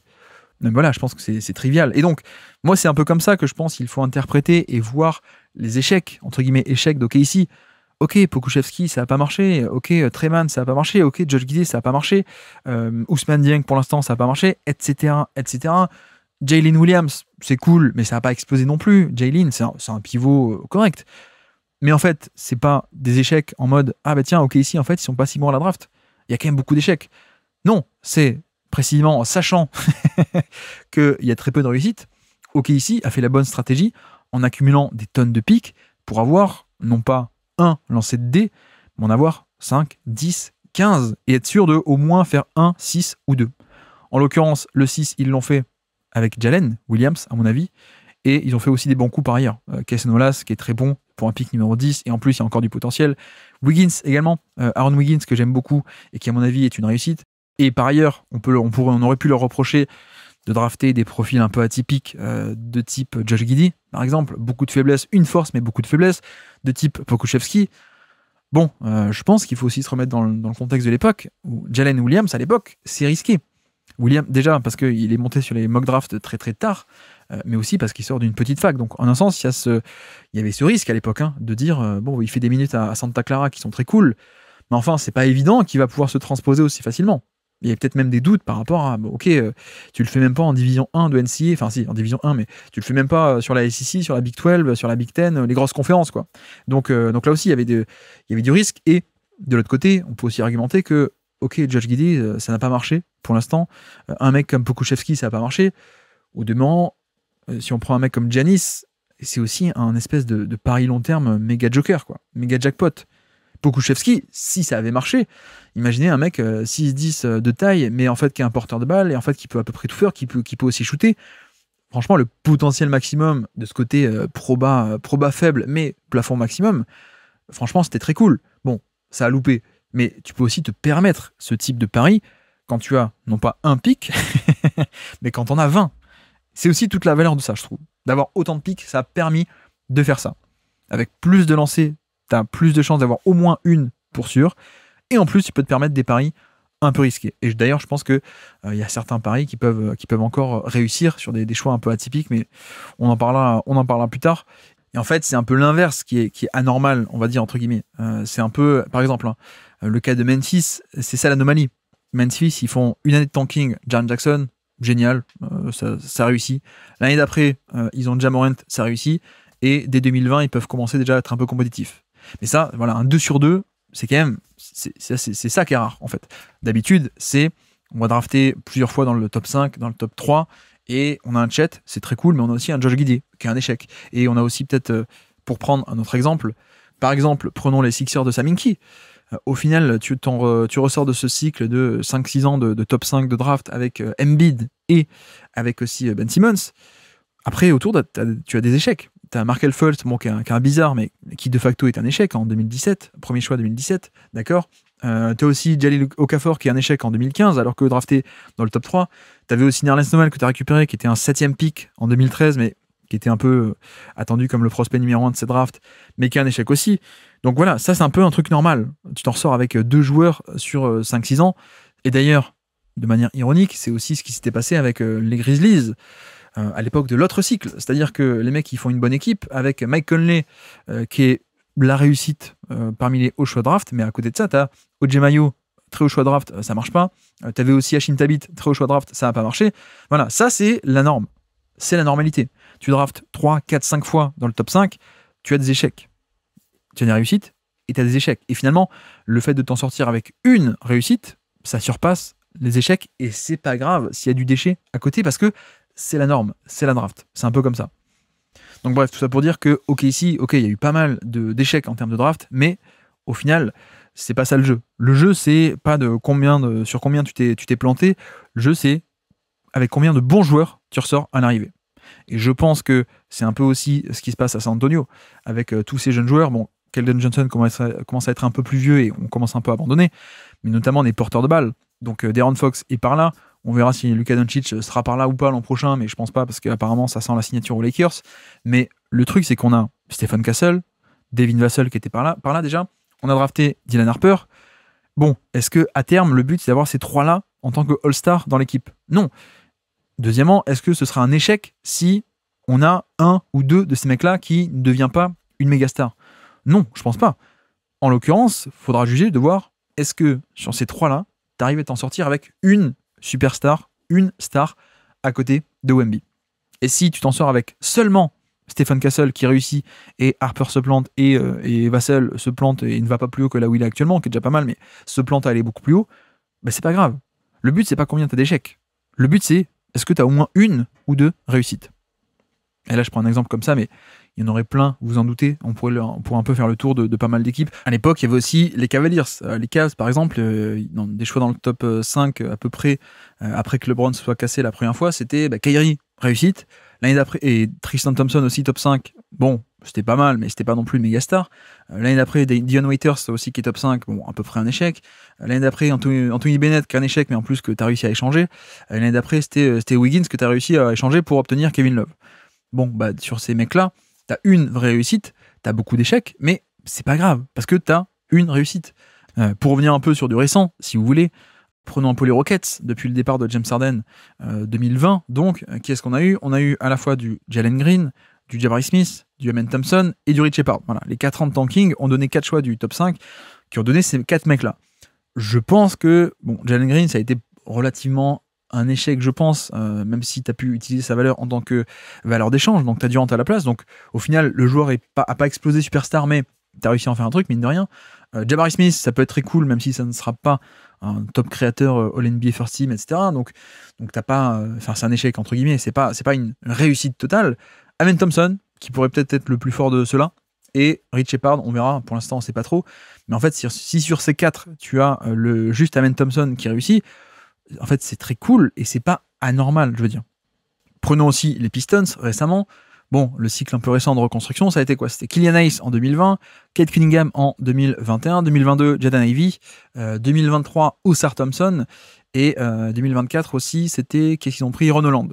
Bon, Holland pour l'instant c'est un peu timide, on va dire que la seule réussite pour l'instant, la seule énorme réussite, c'est Cade. Donc on va dire, ah ouais, mais il y a plein d'échecs. Il y a plein d'échecs, Jaden Ivey, ça plafonne, ça explose pas encore pour l'instant, Killian Hayes c'était un échec, Ausar Thompson, on verra si on arrive à en faire un truc, etc. Bon, ben en fait, c'est pas grave, parce que c'est comme ça que marche la draft. La draft marche avec des réussites occasionnelles et des échecs, mais ce qui compte, c'est ta réussite. Et je pense que Détroit se sortent de ces 3-4 années de tanking à être dans le top 5 de la draft ou pas loin, avec Cade. Bon, ben en fait, c'est jackpot, hein. C'est ça, en fait, le but. C'est exactement le but de la draft, c'est de s'en tirer comme ça. Donc, pour revenir à OKC, qui a beaucoup d'échecs, c'est vrai que l'aspect de, ils se sont plantés sur Treman, sur Josh Giddey, sur Ousmane Dieng, bah c'est pas grave, parce que tu as Jalen Williams. C'est un peu l'idée, et tu as aussi Chet Holmgren, donc c'est pas grave si tu t'es planté sur Josh Giddey, t'as fait 1 sur 2 au niveau des top 5, c'est déjà très cool en fait, c'est déjà très très cool. Et puis par contre, puisqu'on parle un peu des finalistes aujourd'hui, pas que de OKC, par contre, les Pacers, on est dans l'anomalie. On est dans ils font des home runs sur chaque lancer de balle, quoi. C'est vraiment, les mecs ils tapent comme des sourds, et plutôt que manquer la balle comme la plupart du temps, non, en fait ils tapent à chaque fois. Ils tapent bien dedans là, la balle, la balle se casse du stade et home run carrément. Non, mais c'est que de la réussite totale, quoi. C'est-à-dire qu'on est sur du même pas 10 sur 10, quoi, sur 12 sur 10 sur chaque move. C'est-à-dire que Brogdon, qui à l'époque était un move, on se dit tiens, le prix est quand même pas top, hein. Au final, ça devient Aaron Smith. Donc, tu échanges Brogdon contre un mec qui est largement titulaire, star, peut-être pas star, 30 points par match, hein, je veux dire, mais un mec qui est au niveau de la moyenne des ailiers titulaires, voire même peut-être un peu plus, Aaron Smith, donc bingo, home run. Sabonis, bon, contre Haliburton, est-ce qu'on est. C'est bon là, est-ce qu'on doit encore se défendre ou c'est bon, tout le monde a compris qu'on était du bon côté de l'histoire par rapport à ce trade? Non, mais voilà, Sabonis, très bon joueur, mais je pense que celui qui a gagné cet échange, c'est Haliburton et ce sont les Pacers plutôt, pardon. Également, autre move qu'ils ont fait, c'était Bruce Brown. Ils avaient du cap, ils ont donné de l'argent à Bruce Brown, qui a été surpayé à l'époque, 20 millions l'année sur 2 ans surpayé. Sauf que qu'est-ce qu'ils en ont fait? Ils ont échangé ça contre Pascal Siakam, qui a été ensuite re-signé, et voilà. Donc, tu avais 20 millions de cap space, tu as surpayé un joueur pour l'avoir, et ça s'est transformé en un All-NBA qui s'appelle Pascal Siakam, qui t'a amené en finale NBA. Voilà, ça, on retombe aussi sur le thème plus général de les joueurs surpayés ne le sont pas toujours sans raison, que j'ai dû bien développer ces dernières semaines, donc je ne vais pas vous saouler avec ça, surtout qu'on n'est pas totalement que dans le cadre du tanking, donc voilà. Mais il y a cette idée tout de même, tout de même cette idée, si vous découvrez un peu le podcast, si vous n'avez pas entendu les précédents, les joueurs surpayés ne le sont pas toujours sans raison. Parfois, surpayer un mec, ça peut servir de t'offrir un chèque, une cartouche de trade pour plus tard. Pareil un peu pour KCP. À Orlando, on l'a surpayé, on en a profité pendant 1 an, et ensuite on l'a échangé contre Desmond Bane, c'est génial. Voilà, des exemples comme ça, on pourra en citer plein, mais bref. Donc ça, c'est Indiana. Brogdon, échangé, bingo. Sabonis, échangé, bingo. Bruce Brown, bingo également. Nembhard aussi, tiens, il draft un mec qui est 31e en 2022, bingo, ça devient un arrière titulaire qui met des pull-ups à 3 points sur la tête de Chet Holmgren, justement. Enfin, c'est quand même assez génial. D'ailleurs, je pense qu'on peut inclure dans le bingo Paul George, mais dans le sens de Indiana vers OKC à l'époque, hein, pour le coup. Ils avaient vendu Paul George en 2017. Qu'est-ce que ça avait donné? Ça avait donné Sabonis, qui était un jeune prospect qui avait fait qu'1 an NBA, mais top, qui a explosé ensuite. Donc ça, c'est génial. Et ça avait donné aussi Victor Oladipo, qui était là aussi un bingo total. Home run absolu, c'est-à-dire Oladipo qu'on transforme en joueur à l'NBA. Alors ça n'a duré qu'une saison, malheureusement. mais qui a eu un des pics les plus étonnants des années 2010, ce qui me fait un peu penser à nos copains de Vue du Banc, qui à chaque fois parlent de Ramirez à Chelsea, qui a eu le pic le plus fort, mais sur un an, qu'on n'a jamais vu. Je pense que Victor Oladipo, c'est un peu pareil, mais bref, c'était tout gagnant, quoi. Donc par rapport à Nesmith, par rapport à Liberton, par rapport à Pascal Siakam, par rapport à Nembhard, on est à chaque fois sur le meilleur scénario possible. Donc, il y a un aspect de réussite assez énorme chez eux, et je parle pas que du 3 points comme on a vu en playoff, mais il y a un aspect de réussite dans la construction d'équipe, je pense, et plus que ça. Parfois, il vaut mieux être chanceux que bon. J'essaie de traduire un peu l'expression anglaise, mais better be lucky than good. Mais souvenez-vous aussi d'Andre Ayton, l'épisode d'Andre Ayton, sur lequel les mecs mettent le prix en 2022. Ils sortent d'une première année, non pas de tanking, mais voilà, ils venaient d'échanger Sabonis, etc. Et finalement, ils mettent un contrat sur DeAndre Ayton, qui est free agent, pour être un peu le partenaire de pick and roll parfait, le rollman parfait de Haliburton, comme Ayton l'avait été pendant 2 ans à côté de Chris Paul. Il avait été fantastique, hein, Ayton, en tant que finisseur à côté de Chris Paul. Donc les Pacers s'étaient dit, allez, on fait ça. Bon, quand on voit un peu la trajectoire de carrière de Ayton par la suite, le manque d'envie, la non-évolution sur la création, sur ses faiblesses de lancer franc, d'agressivité, même le déclin de la défense, malheureusement aussi. Voilà, je veux dire ça, on est typiquement sur de la chance, et que on peut pas dire que c'est que la compétence du front office. On a aussi le fait que les Suns se sont alignés, tant mieux pour eux, parce qu'il fallait un peu garder le contrat et pas le perdre pour rien.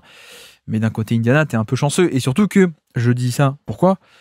Sur leur pic, entre guillemets, leur propre pic, qui ont été la conséquence du tanking et d'années à perdre, donc 2022 et 2023, ça a donné Mathurin, bon joueur Mathurin, mais c'est pas à la draft qu'ils ont trouvé la superstar, quoi, grosso modo. Mathurin, ni même d'ailleurs un titulaire.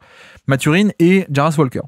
Jarras Walker qui reste encore jeune, qui peut totalement exploser plus tard en rôle de titulaire, il n'y a pas de souci, mais pour l'instant, c'est pas encore lui qui a fait un retour sur investissement rapidement.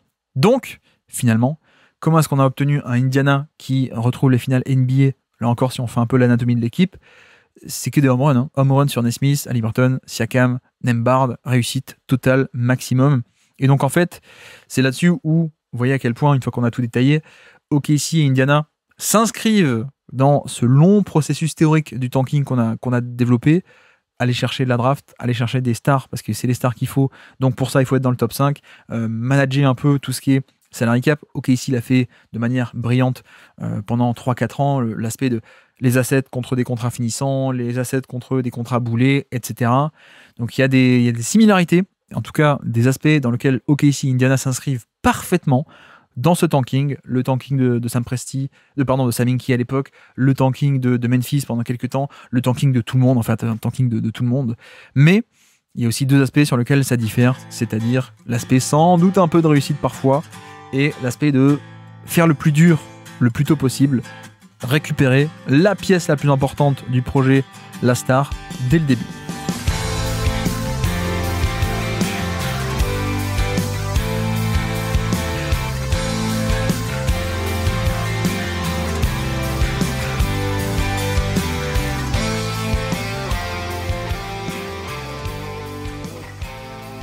Et puis, je vois qu'on a déjà fait très long, donc je vais pas aller beaucoup plus loin. Surtout que je pense que je vais le développer dans un autre podcast, mais une autre des vertus, la 3e vertu du tanking. Donc on a dit la première, c'est aller chercher des joueurs à la draft très tôt, le plus tôt possible. Le 2e, c'est tout ce qui est un peu gestion du cap et des assets, optimiser sa masse salariale. Et le 3e, donc, c'est la vertu de pouvoir tester, développer et passer au révélateur des joueurs pour trouver des joueurs cachés et créer de la valeur à partir de rien. Et par là, j'entends que quand on n'est pas compétitif et quand on tank, quand on perd des matchs, finalement, il n'y a aucun enjeu, donc on peut se permettre de faire jouer des joueurs, entre guillemets, un peu plus nuls pour voir ce qu'ils veulent, ou même, vu que le but, l'opération de tanker, d'ailleurs, je ne l'ai pas dit au début, je le fais à la fin, mais j'aurais dû le dire au tout début, le tanking est une opération du front office. C'est une stratégie du front office, mais absolument pas ni des joueurs, ni du coaching staff. On n'a que très rarement, voire même quasiment jamais, c'est pas Will Hardy qui va dire non, moi je veux faire un coaching qui est mauvais exprès pour perdre. Il n'y a pas Marc Daigneault à l'époque qui disait non, moi je veux perdre des matchs. Les joueurs, c'est pareil. Il n'y a jamais eu Lou Dort ou SGA à l'époque qui disait attends, je vais manquer des tirs parce qu'il faut qu'on perde. Non, ça ne se passe pas comme ça. Les joueurs Et le coach, eux, essayent le plus possible de gagner. À l'inverse, la stratégie, c'est du front office, le tanking, qui fait exprès de ne pas mettre de bons joueurs dans l'effectif pour que, même quand ces mecs-là se donnent à 100%, tu perds des matchs. C'est ça le tanking. C'est une stratégie à l'échelle au-dessus de coach ou joueur. Mais donc, justement, quand tu ne vas pas recruter des Wes Matthews, des Danny Green, des 3&D, là, comme ça, très compétents, très vétérans, à mettre à côté des jeunes stars en développement, bah, tu as de la place. Tu as numériquement des places et des minutes à donner, puisque tu ne vas pas signer des joueurs compétents, des vétérans de 28 ans, 30 ans, 32 ans, etc. Et donc, c'est dans cette phase-là que tu développes, que tu passes au révélateur et que tu essaies de créer de la valeur à partir de rien, c'est-à-dire des joueurs draftés deuxième tour ou carrément non draftés, qui ne te coûtent rien en prix d'acquisition et encore moins en salaire, mais des joueurs que tu n'as donné aucun asset pour les avoir, contrairement à un mec que tu draftes 12e. Hein. Quand tu draftes 12e, tu payes un pick numéro 12, c'est pas mal comme prix. Alors que non drafté, bah, tu payes rien, mais tu essayes de le transformer en un joueur intéressant. Et voilà, ça c'est ce qu'on fait aussi le Thunder. Le Thunder, quand on a un mec comme Aaron Wiggins, c'est un mec qui a pu se développer parce que l'équipe a tanké et parce qu'il n'y avait pas de concurrence aussi autour de lui où, bah oui, au début, il n'était pas bon, Wiggins. Donc forcément, tu as pu un peu le développer et à terme, tu arrives à créer de la valeur comme ça. Et je parle de lui, mais en fait, il y en a plein.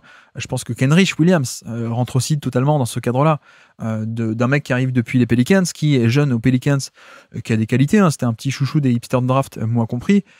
Mais voilà, ça devient un mec qui t'a rien coûté et qui à la fin devient un vrai joueur de rotation. Donc ça, c'est cool. Qui est-ce qu'on pourrait citer encore, évidemment? Maintenant que j'en parle, j'ai pas les noms en tête, mais Lou Dort, il n'y a pas le meilleur exemple. Lou Dort, c'est un mec que tu récupères pour rien du tout, qui aujourd'hui, tu en as fait un joueur calibre largement top 100 NBA, qui est un des meilleurs défenseurs de NBA, qui peut te changer une série de playoffs à lui tout seul, etc., etc. Et Lou Dort n'a rien coûté. Et encore, là je parle de OKC, mais c'est vrai qu'il y a peut-être un meilleur exemple par rapport à ça, de créer de la valeur à partir de rien. Quelqu'un qui a fait encore mieux, c'était pas Sam Presti, c'est Sam Hinkie, côté Sixers. Et justement, le nombre de joueurs sortis de nulle part qu'ils ont réussi à développer pendant ces années de tanking et pendant ces années, trouver des joueurs, les passer au révélateur, les développer à partir de rien, quasiment rien. La liste est incroyable. Et d'ailleurs, on reboucle un peu la boucle avec les Pacers, puisque TJ McConnell fait partie de ces mecs qui ont été développés pendant le process, qui n'étaient pas des prospects NBA ou quasiment pas, que Sam Hinkie est allé chercher, il lui a donné des minutes, il a développé, enfin pas Sam Hinkie, mais le coaching staff, et au final, c'est devenu un bon joueur NBA, McConnell. Je pense qu'on peut tous le dire, on a vu le run de playoff, on a vu les finales NBA. McConnell, c'est un mec du process. Jeremy Grant aussi. Jeremy Grant, il sort de là. Bon, depuis, il a un peu disparu, mais enfin, il a fait sa carrière quand même, il a fait une dizaine d'années de carrière, mais Christian Wood aussi. Christian Wood sort de là. Et Christian Wood, c'était personne à l'époque. Et que les mecs le prennent, le relancent petit à petit. Ensuite, il va à Détroit et il se montre un peu plus. Il fait une carrière NBA. Alors qu'à la base, il n'y avait pas de carrière. Il n'y avait rien. Donc ça fait partie un peu de la création de valeur un peu inattendue, entre guillemets. Robert Covington, qui est un des meilleurs exemples aussi avec McConnell et Jeremy Grant. Covington, c'est personne. Covington, c'est un mec non drafté. J'avais écrit sur lui à la draft à l'époque, mais bref. Covington, c'est la plus belle réussite. Covington, c'est un mec qui leur coûte rien. Ils font le département de scouting des Sixers est compétent et se dit tiens, lui est pas mal, on a de la place, on va le tester. Au final, ça devient pendant 10 ans un des meilleurs protecteurs de panier depuis le poste d'ailier, et c'est surtout un mec qui t'a rien coûté et qu'à la fin, t'as pu développer, signer pour un tel contrat, et un contrat qui a servi à obtenir Jimmy Butler en échange. C'est quand même pas rien. C'est quand même pas rien du tout. Donc Covington, on a dit McConnell aussi, on a dit Jeremy Grant aussi, qui était pas mal du tout. Richaun Holmes aussi, pour le coup, qui fait partie de ces mecs qui ont démarré dans le process des Sixers.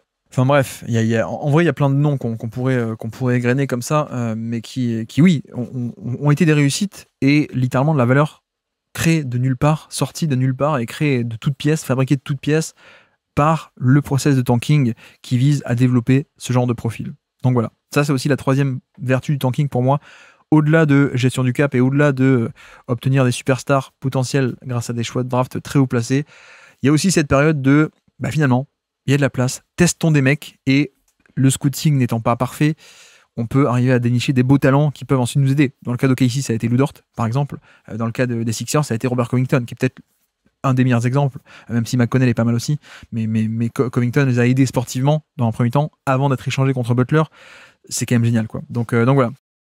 Bref, donc voici un peu pour le tanking. Je vais tenter de résumer en quelques phrases, puisque c'est ce qu'on me demande parfois de faire là depuis quelques temps, de résumer le propos du podcast rapidement à la fin. Ça fait un peu de répétition, vous pouvez partir si vous en avez marre, c'est fini. Mais le tanking, on résume. Top 5 de draft, perdre des matchs pour avoir un top 5, parce que c'est là qu'on trouve les superstars. Le moyen en tout cas le plus probable d'en avoir. Or, les superstars, c'est ce dont tu as besoin nécessairement pour être une bonne équipe. Donc le top 5, c'est la façon la plus probable d'aller au titre, en un sens.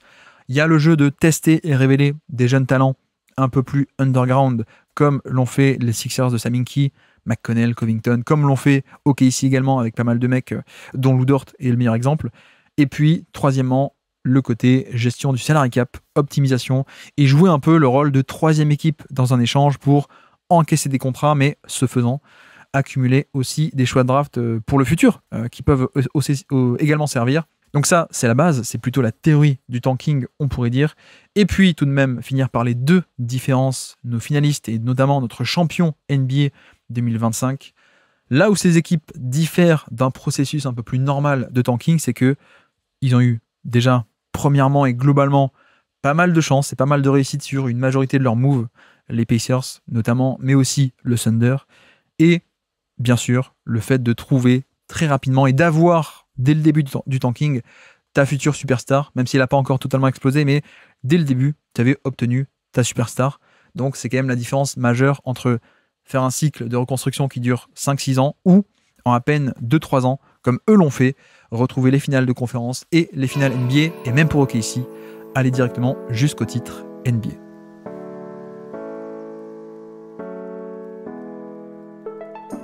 Merci à tous d'avoir suivi cet épisode, j'espère que ça vous aura plu. Et donc voilà, pour un sujet qui me tenait à cœur depuis pas mal de temps, pour le coup. C'est vrai que j'ai toujours eu, bon, vous l'avez peut-être senti ou deviné, mais j'étais un peu du côté, à l'époque, bah non, mais on peut pas juste cracher sur les Sixers de ce pauvre Sam Hinkie, qui en fait fait à peu près la bonne chose. Et c'est un truc que j'ai pas dit non plus pendant le podcast, c'est finalement, ce ne sont pas les équipes qui font les règles, c'est la NBA qui fait les règles. Or, en l'occurrence, tant qu'il y aura la draft, et même avec une loterie un peu nulle, un peu truquée ou pas truquée, mais un peu trop aplatie, la récompense est trop bonne, et en tout cas l'écart entre la récompense d'être mauvais et d'avoir un top prospect et de l'autre côté la difficulté pour aller au titre fait que de toute façon les règles sont ce qu'elles sont, c'est pas les équipes qui les mettent en place, c'est la NBA.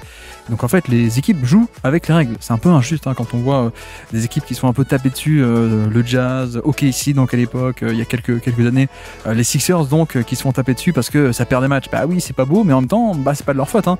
C'est juste les équipes jouent avec les règles qui sont mises en place mais pas par elles-mêmes. À la limite, il faudrait plus et plutôt taper sur la NBA à cause du système de draft. Je pense que si on enlève la draft, peut-être qu'on fait un marché ouvert et plus personne n'aura intérêt à perdre, mais je pense qu'on n'est pas prêt pour ce genre de discussion. Pas aujourd'hui en tout cas, mais bon, voilà. Voilà pour à peu près OKC et Indiana, mine de rien, deux équipes qui ont abouti après un processus de tanking ou semi-tanking, peut-être on peut l'appeler comme ça, ou tanking assez accéléré plutôt, pardon. Et donc voilà pour le programme. Et nous, ce qu'on va faire, voilà pour ce mois de juillet. Dans 2 jours, le 1er août, on va commencer nos fameux bilans 2025. Et oui, ça y est, ils arrivent, ils ont été en cours d'enregistrement. C'est toujours pas fini, mais on est à peu près bien avancé, donc on peut commencer à les publier. Donc ce qui va se passer, les bilans, on va faire comme l'an passé.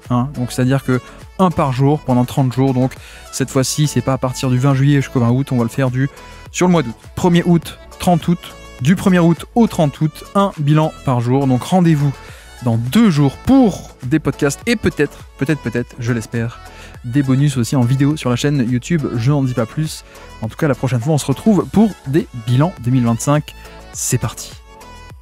Et donc, sur ce, je vous remercie une nouvelle fois de m'avoir écouté jusqu'au bout. Un grand merci pour votre soutien partout, un peu tout le temps. Merci beaucoup. Et moi, je vous dis à très bientôt. Ciao.